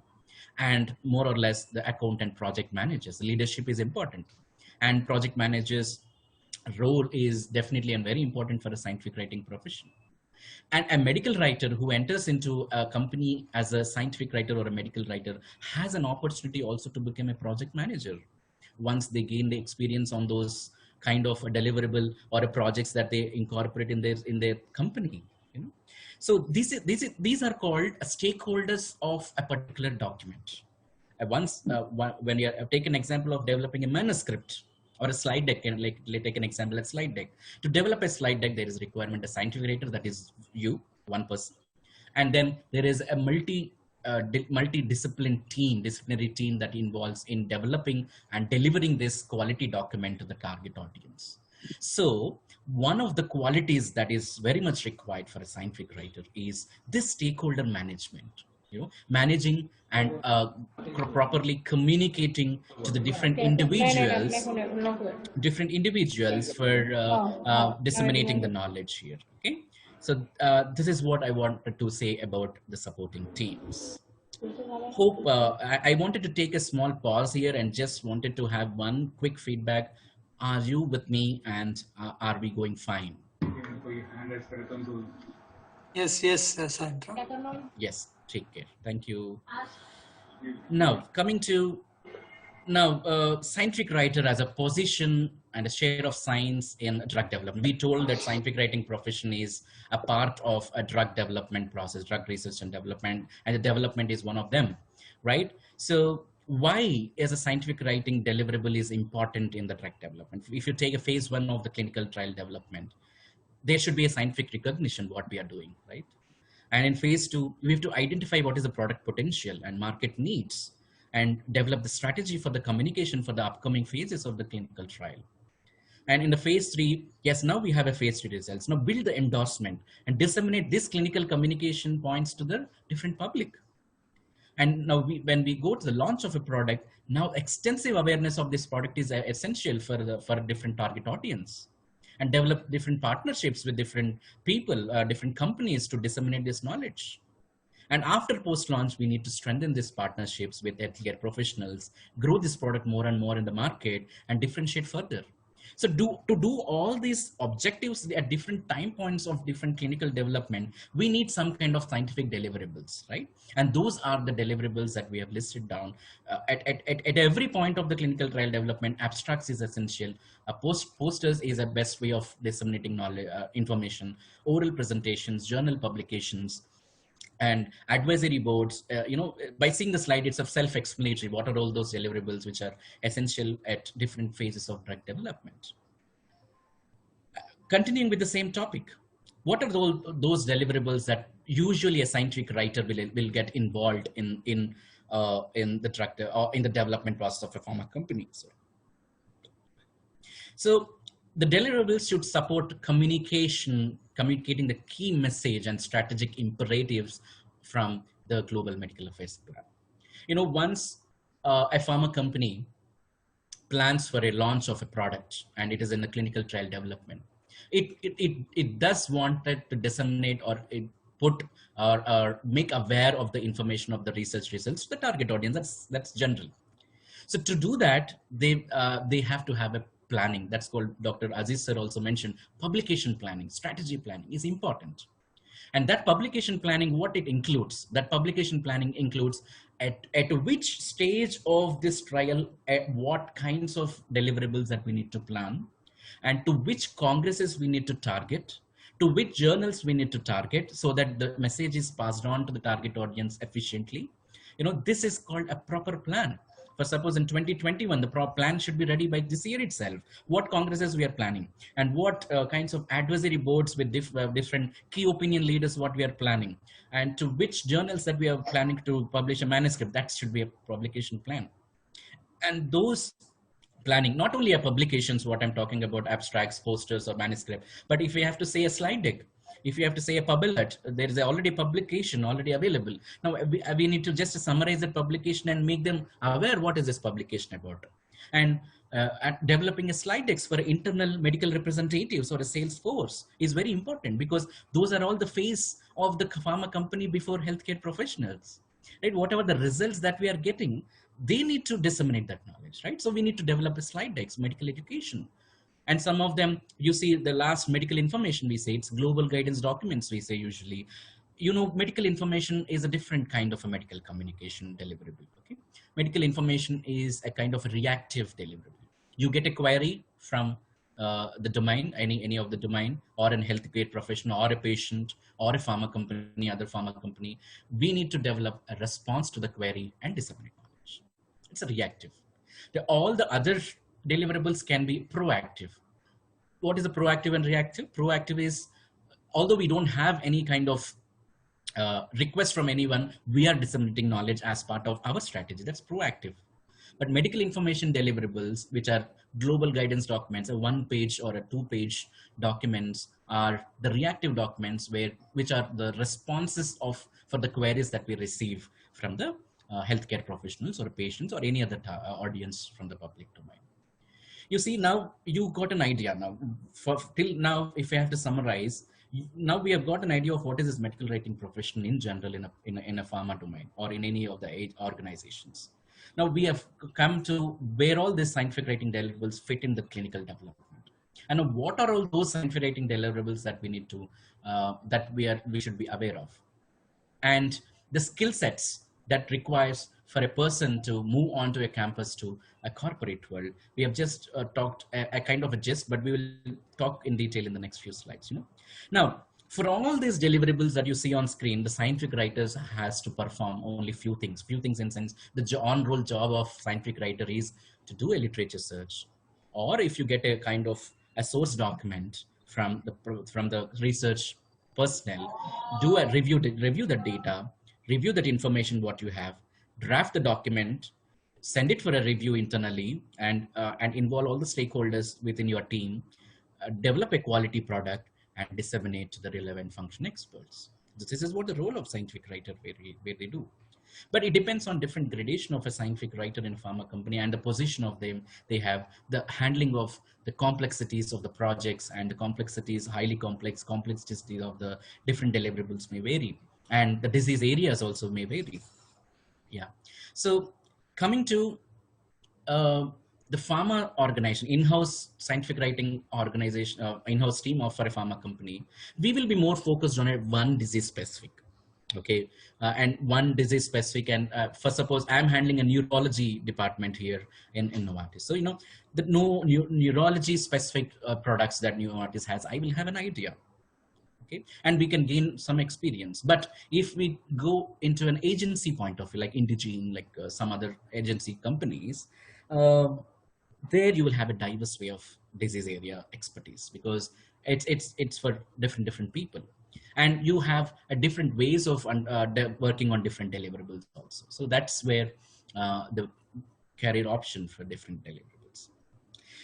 Now, as we see, we know, sir, whatever you are saying is right. We know what is this also scientific writing when we go to one stage of level of understanding. We know what is scientific writing. We have also written some manuscripts. We have written some kinds of abstracts and presented some posters, although from the congresses. But what is the difference between what we have done and what is a scientific writing profession? That question may come in your mind. So some few elements of differences observed with respect to the some of the information published in journals. So these are few points, the differences that were found between academic writing and a professional scientific writing. Okay. The purpose of the academic writing is to showcase your research results and expertise in a specific area of topic of interest. But a professional scientific writing should be it should be an influential and convince someone something that we have done. You know, if there is a company has doing some product and there's a strategy behind that, you need to convince that strategy to that particular domain, right? And project an idea to colleagues or a purpose of a project. Target audience, I mean, academic research results when we publish or when we write, the target audience will be more of the industrial experts, the fellow students or professors or some researchers or scientists. But the target audience for a scientific writing, as a scientific writing, and just concentrating more on a scientific writer point of view. What is the target audience for a scientific writer is his business person, his manager, his clients, his colleagues. You know, as when I write, I've written a thesis in my proper, and also published a manuscript in my post-graduation day. But that writing and the writing that I do after becoming a scientific writer is little different, because the target audience and the end users are different. My end users are my customer. And my customer, in sense, my customer in the global medical affairs team, my colleague, my business people. So, you know, that the level of focus will be more focused or pointed towards this. Right? That's one difference. And tone and voice also, you know, most academic papers are written in a third person narrative. And because they have done this, they have done this, they have done this. But when coming to a pharma company, we have to own it. We have to own it, saying that, yes, this is, we have done this experiment. So this study evaluated the efficacy and safety of XYZ product in reducing the rheumatoid arthritis, something like that. So, you know, this is, you know, it's a first person, depending on specific situation and context. Active and passive voice, it's a kind of writing skill, if I have to say this difference. And the people who read academic manuscripts or academic thesis are those who has more time, of course, and who has more time and those hands to go through and read your arguments, understand your strategy, appreciate your research results. You know, it has more into the passive way of doing. Also, we can still go into a passive mode of writing. But when it comes to a professional or medical writing, as a scientific writer, when a document comes to me, I need to be very crisp to the key messages that what I wanted to disseminate. And the reports that I develop or papers through the main points, you know, should be shorter, the more to the point, and in the active voice.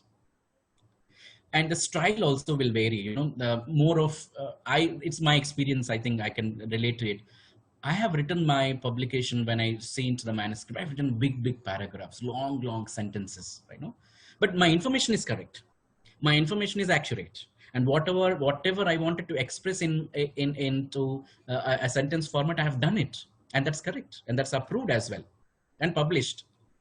But for a scientific writer, the skill that we develop is to fixed onto the style of writing to be pretty short and simple. Sometimes the business writers or scientific writers do not even use paragraphs. They do use bullets, but depends, subjective to the deliverable. And the one more quality, the difference between academic and scientific writing, very important quality is the process map. For suppose if I have to write a publication or a manuscript from a research in an academics, what we have done, it's just I write, at the latest, my guide will review and we publish. But in a professional or scientific setup, we have seen how many stakeholders we are involved in disseminating one document. We need to involve so many review steps, review processes, copy editing, review, quality check, you know, formatting from a graphic designer.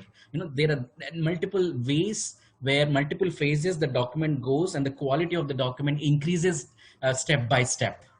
And then finally the final quality goes, you know, that's the difference in the academic and scientific writing as well. So why am I telling this difference is we are all writing, we are all, some of us at some point of position where we have already written some manuscripts and published in some journals, or we are trying to publish.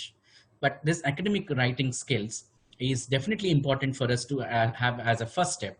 But it is important for us to also know and learn few additional skills to develop a scientific writing skill.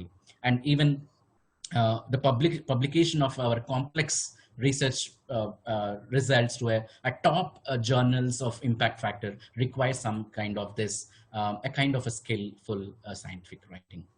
Doesn't mandatory, it's not mandatory that we have to have a kind of a very, very good skillful scientific writing sentences, but a few points which we need to consider, we will discuss in the next slide. That is basic things. If we have those, I think we will do it. So one key point from this is right to express, but not to impress. That's the business way of scientific writing in the corporate setup.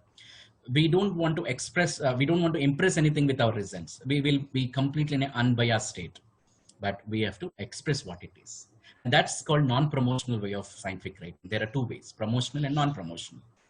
Promotional is we wanted to make the deliverable to understand to the target audience and enhance it or promote it to the target audience. But a non-promotional scientific writing is which involves this journal publications, which involves this abstracts, posters. These are called non-promotional. We don't bias to our results. It's completely unbiased. If there is a no significant difference found between treatment A and treatment B, we write it. There is no significance found between those in getting efficacy and safety. That's it. So it's called unbiased, non-promotional way of doing. So a scientific writer usually will not impress, but they express. And for expressing this writing, as Professor Goli and Dr. Aziz sir also said, we need to see what we need to write. And in addition to the see, what we see, we write. And I add one more term there, what we think we write. In addition to the seeing, we need to also should have a thought in mind. Right? Whatever thought we have, we need to express it. Simple as that. And we have been training from our childhood to express our thoughts in different ways. Scientific writing is as simple as that. It's just expressing what we think regarding whatever the results that we are seeing. Okay? Just with that, let me just go and see what are the effective scientific writing skills that we may have to see. So there's a saying, if one wishes to be a good scientific writer, then he should have a clarity in their thoughts. That's what I was telling. So if anyone wishes to write a clear style, a clear document, and let them be more clear in their thoughts. So that's very, very important. And what are those skills or the tips that we have that can be basic elements? May not see, please understand my point, very clear and underlined. Scientific writing profession doesn't need an expert English professional, an expert being in English language. No. A person who cannot speak a fluent language can also be an efficient scientific writer. Why? Because a scientific writing deliverable requires standards. There is already guidelines, and there are some kind of way of presentation of it is. Of course, there is a little bit of English language should be known. It's not like if you don't know English, we can write. No, it's a starting point, but it cannot be like definitely a person who is fluent in English, in grammar and sentence structuring has to go into that profession. No, it's open to everyone. And as I said, it's a continuous learning process. So when you enter into that profession, and the on-roll training, on-roll learning is very, very, and that's what required for a scientific writing. There is no hard and fast a guidance for a person to be a good scientific writer. Please underline this point and don't make impression in your mind saying that scientific writing requires a person who knows good English. No. Okay, fine. So what are the points that we need to consider when we are writing any scientific paper? Okay, from now onwards, we talk about the practicality. Now, till now, we have talked about theoretical way of understanding the scientific profession. Now, for a few slides next, we will see what is the practical way of understanding the scientific writing skills. First, know your audience, and you should write for the reader. Self-explanatory. Clarity, accuracy, and fluency is important. Whatever we wanted to put should be clear, we should be accurate and fluent. Fluency in terms of scientific message, not language. Use shorter sentences. Make structure clear and in a good flow. These are all self-explanatory. I don't want to go in detail of each and individual thing. No deviation from topic. So we should be focused on what you wanted to talk. Just crisp sentence. A to Z, ABC, that's it, simple. Use the active voice as we discussed, and use paragraphs if we are writing a kind of an essay, and use bullet points also in terms of it. Avoid plagiarism. Very, very important one. Avoid plagiarism. What is this plagiarism? We will just see in the next few slides. In addition to these skills, we may require in a corporate setup, we may require few things, like we have to be compliant with the company specified process map, as I said. Like usually an agency process map will be a writer writes, a reviewer reviews, a copy editor copy edits, then a QCer will QC the document, then formatting graphic designer will format, and then goes. This is a process map, which is so we should be very compliant. We should go all these things. Ensure data is reviewed, QC'd, and copy edited. Quality of the document is to be of high standards. Now here you go. Quality is a subjective term. Quality of mine is not a quality of yours, and it can be a high quality for me, it cannot be high quality for others. So this is very, very subjective, and it is very dynamic term. So please understand, high standards is nothing but, are we following the appropriate publication practice guidelines or not? That is simple. And the scientific writing document that we develop, it should be to the best quality that we can give. The best quality that we can give. It's not like quality that impress the other person or a reviewer. No, it's a quality that we can give, and it goes on to the different stakeholders in a corporate setup to increase the quality. Why this process map required in a corporate setup is to increase the quality, and finally the quality came out. This is what important. How can we achieve that quality is by using the quality checklist. Okay, what is a quality checklist? Well, suppose I'm writing a manuscript. Is this manuscript abiding to the guidelines or not, GPP or not? I need to check it. Introduction, I have covered that XYZ points in introduction or not? Checkbox. Methodology, did I cover those points in the methodology? Checkbox. Did I include in results the data points and tables that we have covered? Checkpoints. Discussion, did I interpret my results appropriately and provided a kind of references for the future progresses? Checkpoint. Every point for every step when we do, if there is a checklist, then it is very important. It is very good to have a good scientific writing document. Okay? Get feedback on the project at each and every project or whatever. The feedback is very important, and we have to be very open to feedback. No one is expert in anything here. So it's just like we have to get the feedback and get the constructive areas where we are more into, and then let's move on.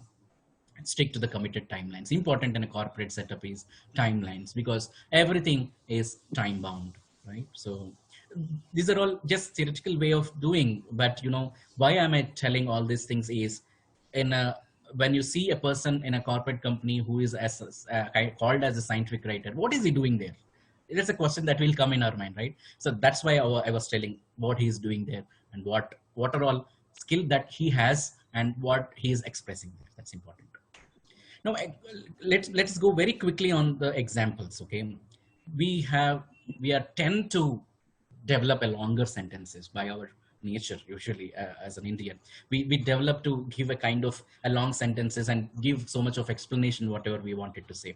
For example, if you see this example, the results of the present study suggest that in addition to the manifestation of altered homeostatic patterns of neurohumoral activity following the cessation of noxious stimulation, the neurotic may be further characterized by atypical autonomic responses to an increase in the level of appetitional drives. If you see, this is one sentence, and the information is accurate and information is correct, whatever they are telling, but it is 45 worded long sentence. But when I read it, I don't think so hardly anyone can understand this statement.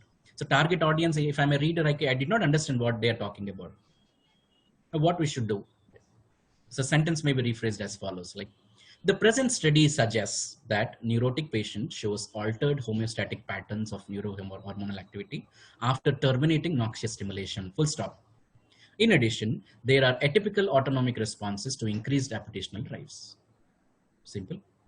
What we have done here, splitting the sentence into two bullets, two sentences, cut shorting the unnecessary words which I have. Okay, the results of the present study suggests can be just present study suggests, you know, and understanding the topic. So 2 sentences, 30 words. So cut down the word count and splitting into 2 sentences. You know, this will give a reader a kind of very good impression when someone reads it. So this is very important in a scientific writing setup. Now we are talking about plagiarism. I will just talk about a 5 minutes on this plagiarism. Okay, what is plagiarism? Plagiarism is uncredited use of somebody's idea. So we usually develop manuscripts. We usually develop some kind of abstracts, posters, taking some kind of literature search, right? Literature search we do from a public domain. We take from different literature databases, PubMed, Ovid, everything. We do it, and then we take it from there and we develop a content. So a few important points to consider. Develop a manuscript based on what has already been written, kind of a CSR or any other literature publication, but write something new and original, which is important.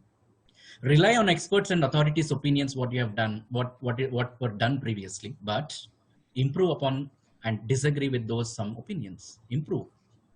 Give credit to the previous researchers, yes, important, but make a significant contribution based on the study data.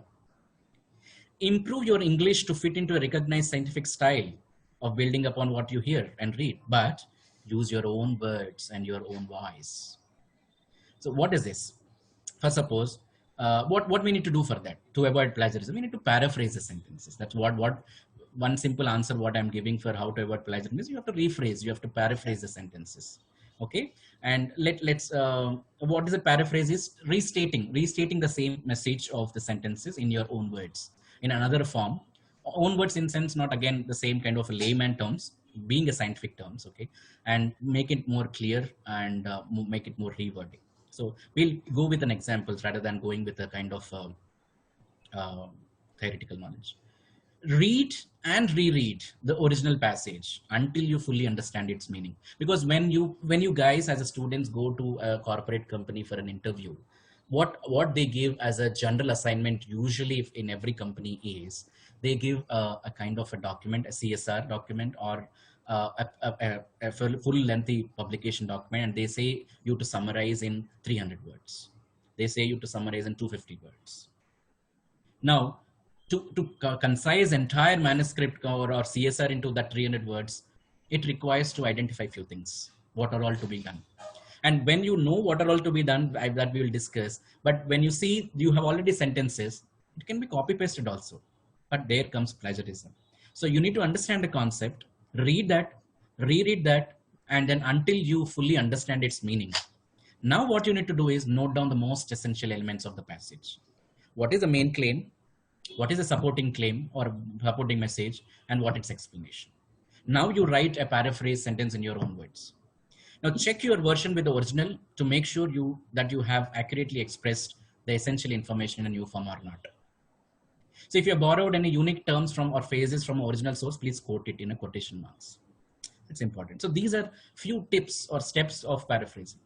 So what overall message that it is giving is you need to understand the concept and write it in your terms and try and then you see whether you have written in an actual form or not. But please be sure you are not just rearranging or jumbling the few words of a sentence. Jumbling of a few words here and there also comes under a plagiarism.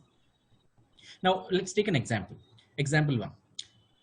Original text is this. In summary, multidisciplinary rehabilitation interventions included in this review showed positive impacts on disability and impairment of people with MS who experience a relapse. Despite the improvements found in the studies, the results must be interpreted cautiously because of their methodological limitations. This is a statement. Good, understandable. Now, what we need to understand is you need to identify what is the main claim in this. The main claim is multidisciplinary rehabilitations interventions included. What they have included and what they showed is impact on disability and impairment of people with MS. Simple. And this is a long original text. But suppose if I paraphrase like this, if you can read it in a review, Perrin, multidisciplinary rehabilitation interventions were included, Asano et al. 2014.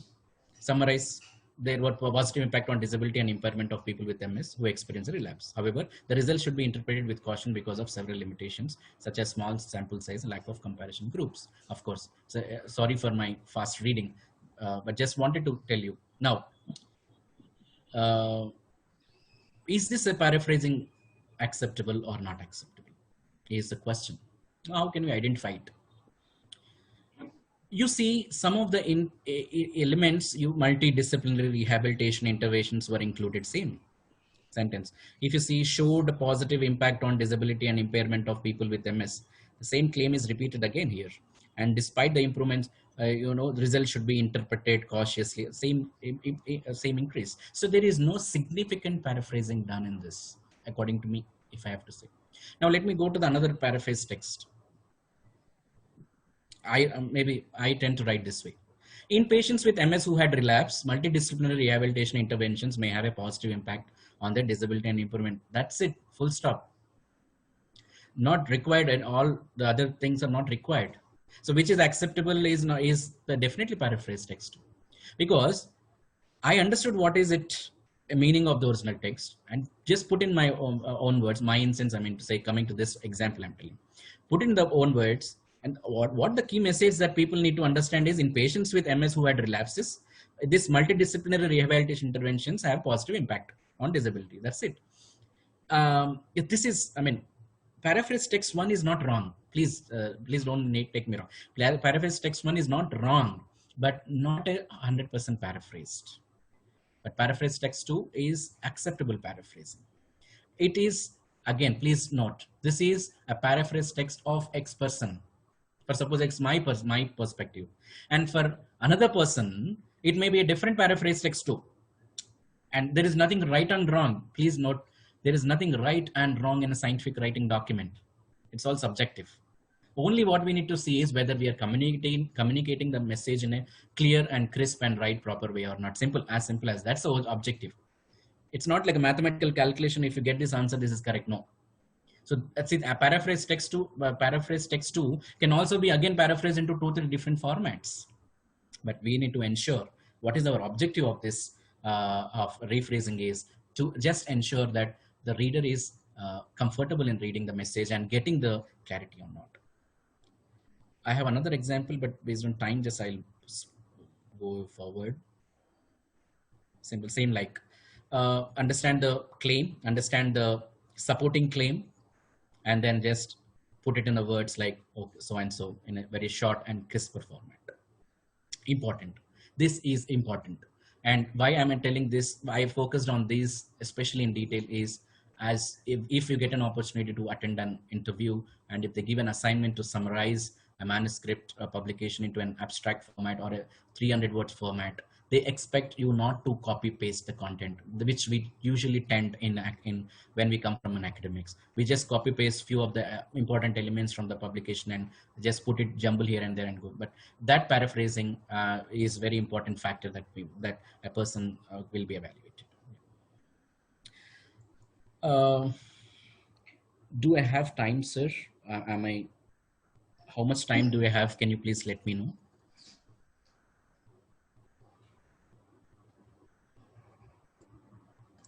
You can continue for 10-15 minutes, is it? Great, thanks. Okay, yeah. Thank you, sir. Thank you for confirming. So now we have seen the skills that need to develop, and we have seen what are all the effective tips to develop one scientific document. Now, what is a scientific publication? Any scientific publication, like it's an abstract or a manuscript or any good scientific paper, should have a balance between a science and art. What is that art? Is writing skill, right? Basically, what are the skills that we are talking about now, right? So any scientific publication of a research result should have these headings, right? IMRAD format. You must have already heard many times: introduction, method, results, and discussion. And when we are writing anything on these aspects, these questions should come in our mind when we are writing any document. When you're writing an abstract, what did I do in a nutshell? That you need to give. When you're writing an introduction, what is the problem and what is the rationale? What is the problem of your research and what is the rationale of your research? You need to give, and what is the objective of your research should go into the introduction. Materials and methods. How did I solve this problem? Is a methodology, right? And results, what did I find out? Discussion, what does it mean for public domain or the target audience? Acknowledgements, who helped me out? And the appendices or supplementary materials, extra information, whatever we have. When you're writing any scientific document in terms of these headings or in terms of any research product, these questions should come in mind whenever we are writing that particular section of the scientific publication, so that it is very easy for us to put down the points that we are willing to disseminate the data into that particular document. Now, going in detail of this, for suppose if there is a publication, now when you are writing an introduction, okay, it's again, we are coming to a theoretical way of session, but very important to understand these few points when you're writing a few points. For suppose, again, I go back to the same example. If you get an opportunity to go for an interview and they told to develop an abstract from a publication, and they say to develop a structured abstract. So structured abstract will contain all these introduction methods and all. So what are the elements in different sections that are expected from a evaluator is important. So in introduction, what they usually see is, do they describe any unmet needs? Okay, we have to describe unmet needs. How present study can address the problem which is already there in the past. I mean to say, how innovative this is for. Of course, again, I'm just telling this is not from an abstract point of view, but usually a publication point of view. But in an abstract, you can take the points as a nutshell from these points. Okay. Make sure there is a flow, which is very important. Story flow is important. A to Z is important, not ACBD. When there is ACBD, it's very, very disturbing for a reader to understand what we are writing. It should be ABCD, story flow. What will happen? What's the problem? What is the rationale for us to study? And we are doing what? Simple. It's just like a story. When we say story to a child, where we'll start and where we'll end, right? It's a kind of a very smooth flow, right? So something like that, introduction should flow. Keep it very short. Use present tenses, past tense for few which have already been published. The question is stated either in the present or past tense, depending on what it being said. Introduction, and you have to end the introduction with an objective. Important. Methods. Have we covered the study design or randomization or any kind of setting of the study or not? Second point, have we covered the disease and medical condition or not? Third, have we covered inclusion and exclusion criteria of the study or not? Fourth, any ethical committee permission? So these are all not mandatory that every paper should have all this. It's definitely important points. It depends on our paper. We need to choose which all have to be included, which all not have to be not required, basically. Yeah. Then interventions, including dosing, timings, and when what is the duration of the study, and when is the dosing has been given to the patients, what are the visit schedule, these are all should be given. Endpoints, what are the primary endpoint, what are the secondary endpoint, what are the exploratory endpoints need to be covered, and the statistical techniques, and what are the novel technology that we have used for that particular thing. You need to be involved. That's very much in a broad way we expect from a method section. Coming to the results, have I confirmed the comparable intragroup patient demographics and characteristics? What are the patient characteristics, patient number and patient characteristics in this study? Suppose the age between 18 to 66, or the kind of gender what we have used, what kind of race, Caucasian or non-Caucasian race that we have used in sense we have involved the patient in the study. Okay, what kind of a baseline diagnostic parameters available? Important. These are all will be there definitely if it is a general clinical study. Now state the main findings of the study function. Main findings means it is a primary endpoint result. People definitely important to give a primary endpoint result, and mainly the primary endpoint result should what we say connect or should be connected with a table or a figure. Okay, it should be associated with a table or figure. Definitely a primary endpoint matlab, you have to have a kind of a table or a figure which interprets the data. Summarizes evidence in tables, highlights important data and figures, as I said. Support statements using statistics, very much important. If we say drug A is superior to drug B, we have said the results, but have we very significantly we have done it? I mean, have we evidenced with some statistics? Then it would be more evidence, more validated. So you need to say a significant difference of efficacy was found between treatment A and B, and in brackets you have to give that p value, and whatever the statistical methodology we use, we need to put in the methods. Now you see this is perfect. Okay, they have used this statistical technique, they have used this model, and this is the p value. That is why they are saying this is significant. Done, close the loop, all covered. So this is how the results need to be done. And states briefly the secondary findings, secondary endpoints, also important, but the key secondary endpoints we need to cover, and does not attempt to draw conclusions or relate findings. Results section, in results section, we need to give only the findings, not the interpretation of the results, right? So it's just, we have found this significant difference, that's all. And if we found this significant difference between treatment A and B, what is your inference from that should go into the discussion. So summarize these findings, cite supporting literature from the previous publications, explain what are the discrepancies or limitations of this particular clinical study, point out shortcomings of your work and define what is unsettled points and what is the future guidance required for the future research, end with a short summary or a conclusion about this work importance. Sorry. This is important. This is called a structure of a scientific publication. And when a scientific, when an evaluator or when a reader, especially let's leave an evaluator point of view. When a reader reads any manuscript or any abstract or any poster, if these points are covered in different sections, I think yes, we are. This is what I said, the quality to our best extent. You understood my point. I told quality is subjective, right? So that subjective is, if we cover these elements, the standard elements in particular so-and-so deliverable, that quality is to our best extent. And when it goes to a reader, when it goes to a reviewer or a copy-editor, the quality may vary based on their expertise.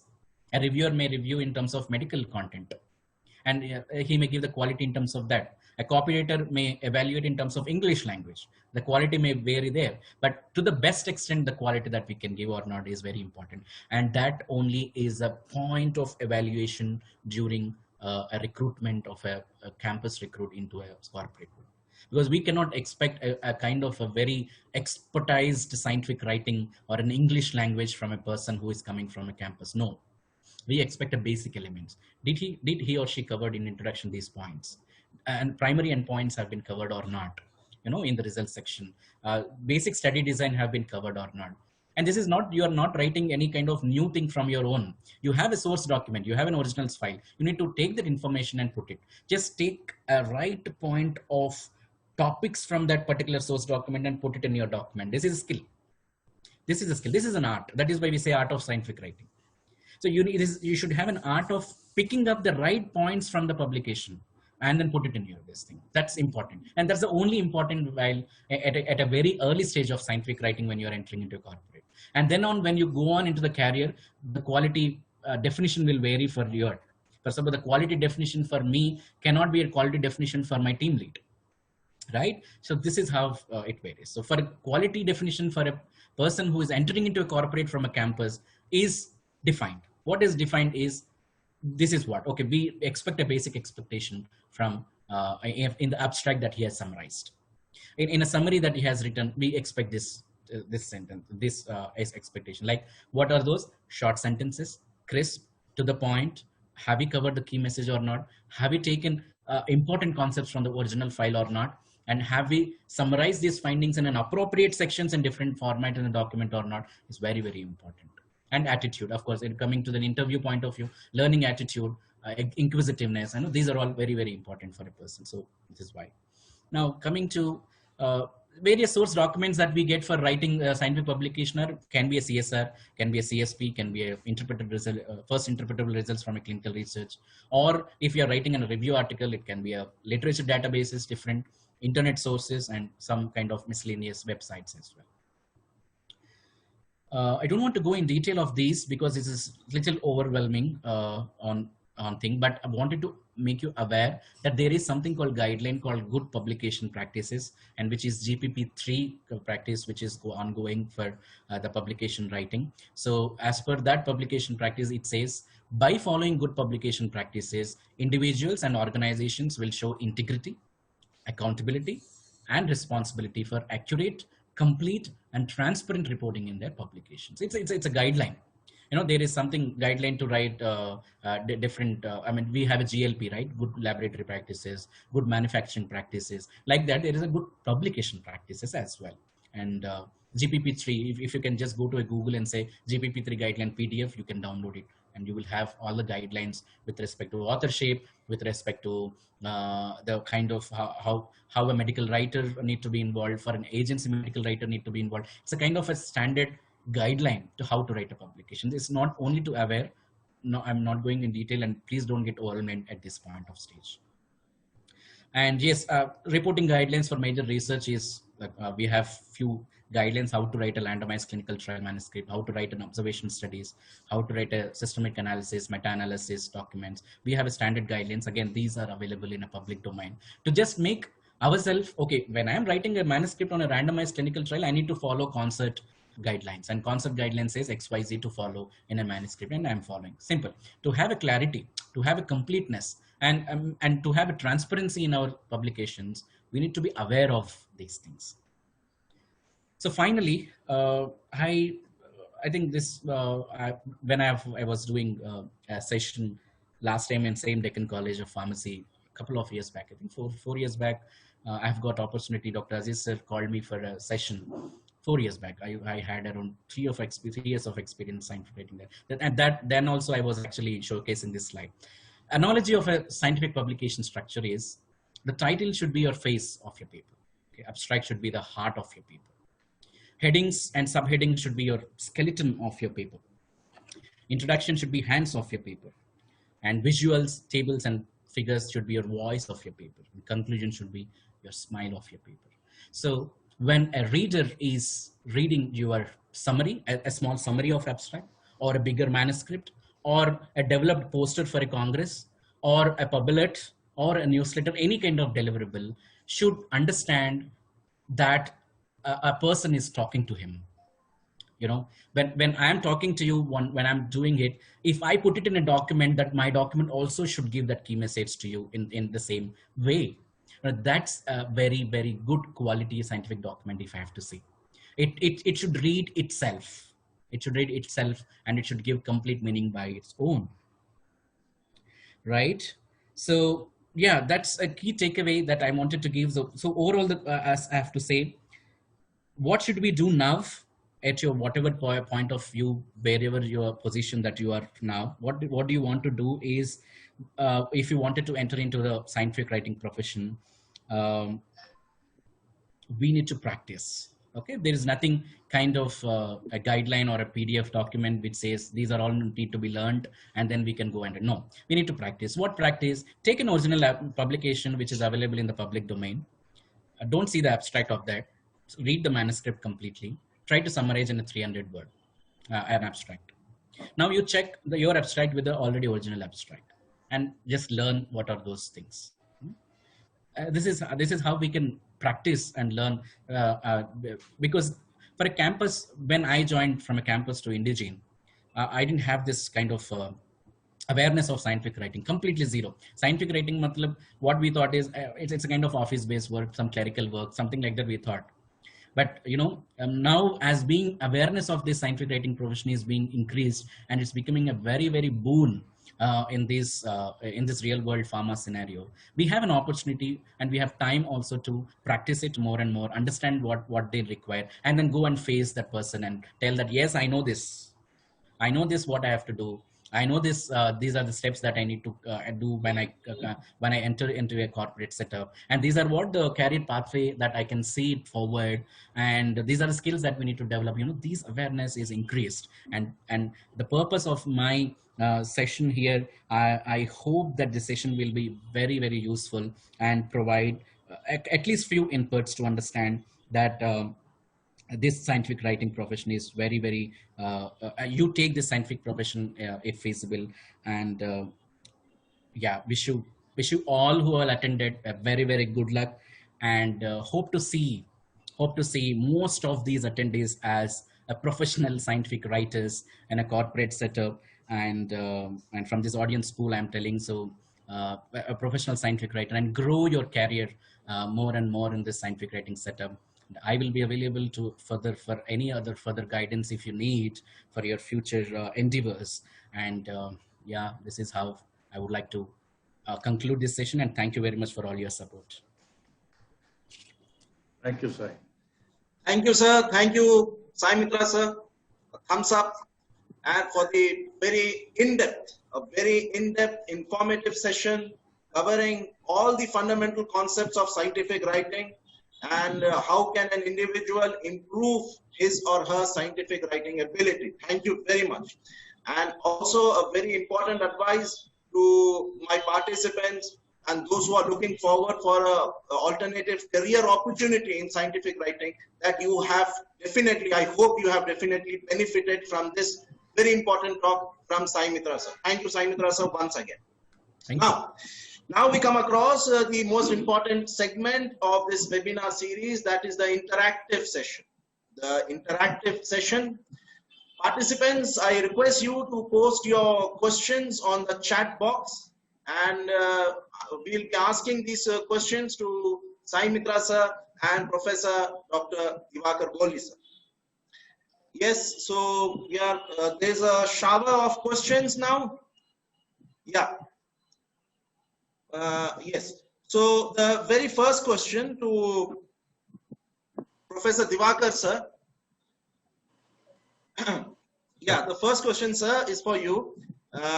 What is the importance of scientific writing under research? What is the importance of scientific writing under research? And is scientific writing different from writing a patent and a label?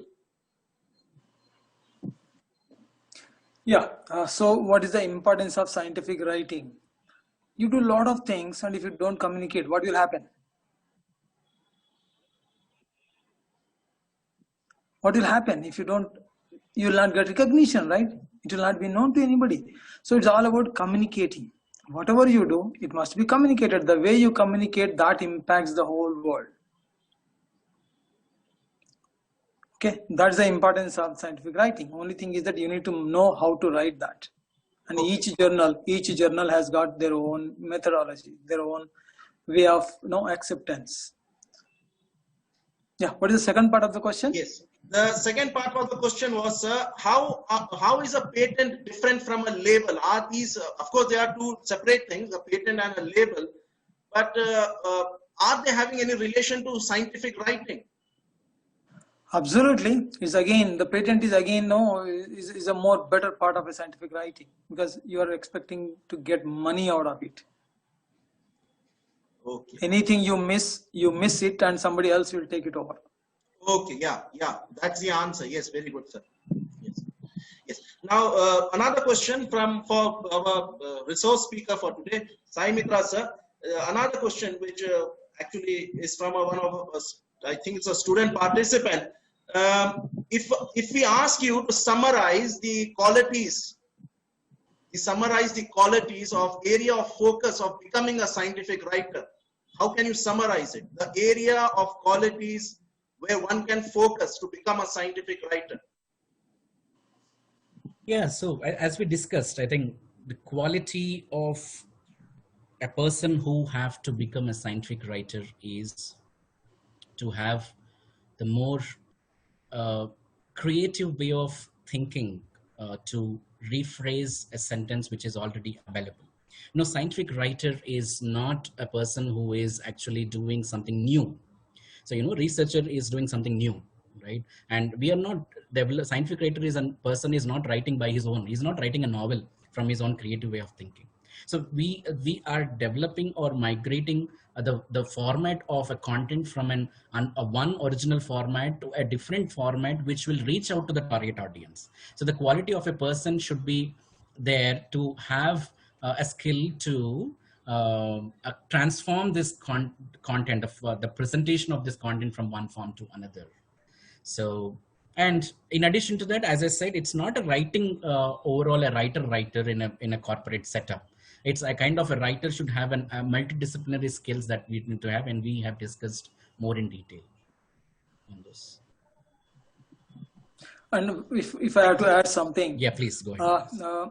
Research is simply searching again, search. Just to break that, re and search. It is a research. It's already there. It's not known to us in a particular format. So you just find out what it is and then communicate it in a form that people understand. Yeah. And that's what is about research communication. Fine, sir. Fine. Yes. And then there is another question. This is for you, Mr. Sai Mitra, sir. Are scientific writings or procedures, are they patentable? Are they patentable? Yes, definitely yes. Those are called as copyrights. Okay. For suppose if we have writing a manuscript, and the manuscript will have a set of authors, and as per ICMGA criteria and GPP3 guidelines where I was mentioning, there is an authorship criteria where a person needs to be eligible to be an author. Okay? And more or less, most of the times, the copyright of that particular manuscript or any of the poster, any publication will be copyrighted to the authors, not to the pharma company. Until unless the pharma company does request from the authors or the principal investigators of that research, the copyright may go into support the pharma company. But usually the copyrights of any scientific deliverable will be copyrighted with respect to that particular authors. And that is why there is a challenge with plagiarism. So that is why we are actually rephrasing the sentences from the original statement. And that is why we are putting our own effort to put our own way of presentation into the content. So because there is a copyright issue and license with the particular authors, we need to paraphrase and put it our own content. Yeah, there is, it's not called patent, but it's called as a copyright issue, of course. Thank you, sir. I hope our participants are satisfied. Now, I'll just take a last question for both of you. This will be the last of the session. And this is not a question, it's your opinion, which I'm going to take directly. Coming to first to Mr. Professor Dr. Diwakar, sir.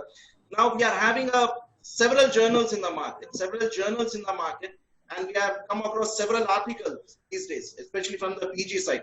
So one question is, how much should be a student or an academician, how much credibility should they be carrying when reporting something in the articles? Means they should be held responsible for the articles or no?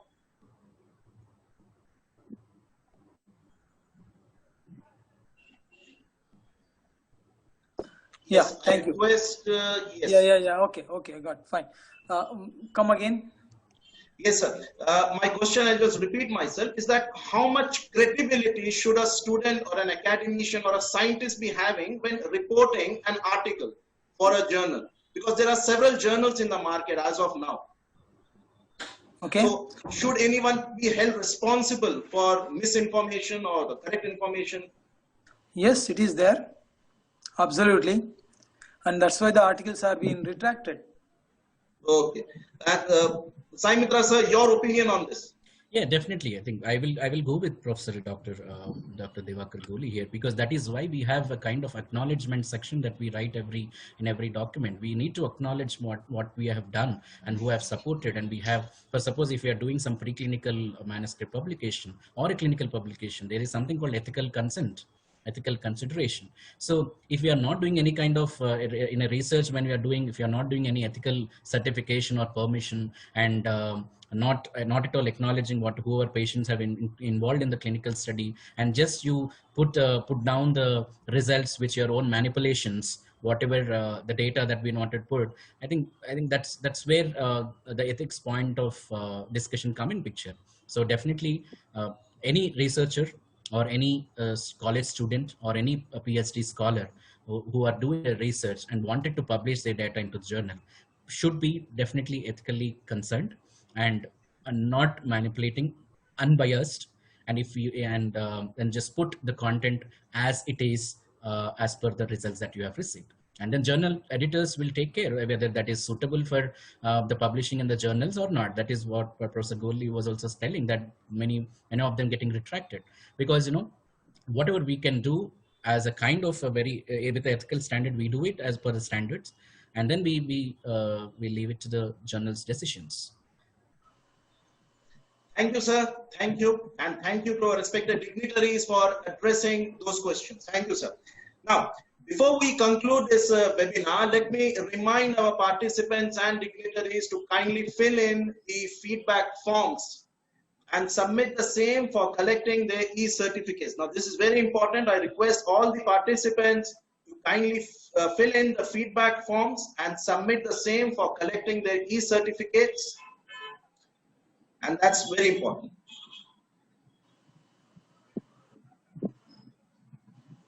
And the link for the feedback forms, it has been shared on the chat box. Kindly go through your chat box, please. Yes.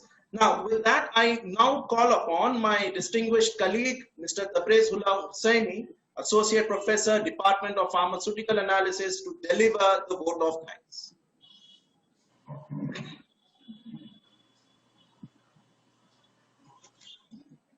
Good afternoon. It's an honor to deliver the vote of thanks for this luminous national event, wherein intellectual speakers sharing the knowledge, experiences, and making this session a wholesome program of values. First and foremost, I would like to thank our principal, Professor Dr. Syed Abdul Aziz, for his continuous enlightenment and for inspiring as well as bracing us throughout this national webinar. I take the honor to thank our introductory guest speaker, Professor Emeritus Dr. Diwakar Goli, Editor for Indian Journal of Pharmaceutical Sciences and Associate Editor for Pharmacy Education Journal, also Advisor for National Board of Accreditations and National Assessment and Accreditation Council, for motivating us by his talks with all elegance and persona in the audience. A token of appreciation memento is presented virtually. The actuals and certification will be sent by courier to him. I extend my cordial thanks to our guest speaker, Mr. Sai Mitra Tamera, Senior Scientific Writer, Novartis Healthcare Private Limited, Hyderabad, India, for sharing his thoughts, experiences, and skills. A token of appreciation memento is presented virtually. The actuals and certification will be sent by courier to him. I thank Professor Dr. Usman Ahmed, the convener and Vice Principal, Deccan School of Pharmacy, for presenting the college briefings. I convey my special gratitude to Professor Dr. Syed Hussain Rizwan, Program Coordinator, for actively organizing and excellently coordinating the activities and query session, making it commendable. I now thank Professor Dr. Abdul Mannan, Organizing Secretary of this webinar, and Professor Dr. Ifat Rizwana for introducing our guest speakers. I also thank Mr. Muhammad Arifuddin of B Pharmacy Courtier for reciting Qiraat and enlightening us with the Quranic verses.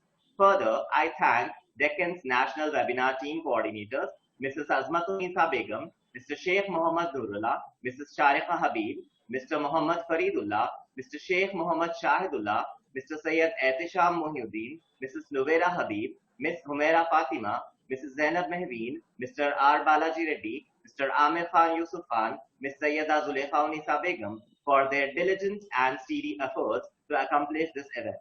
In conclusion, I convey my profound thanks to amazing participants for their keenness, which made this event a splendid success. Thank you all. Thank you, Mr. Tabrez, for that very good vote of thanks which you have just delivered. Now, with that, we come to the end of the webinar series, and we hope this relationship between our participants and Deccan School of Pharmacy continues in the near future for the next upcoming webinar series from Deccan School of Pharmacy. Last but not the least, very much thank you to our dignitaries, to Mr. Sai Mitra sir and Professor Dr. Diwakar. Thank you. Thank you. Thank you. Thank you. Thank you very much. And with that, I will end this session. Thank you, sir. Thank you, sir. Thank you, sir. Thank you. Thank you so much. God bless you all. God bless you all. Thank you. Thank you. Thank you all. Bye. Thanks for your support. Thank you. Thank you. Bye. Bye, sir.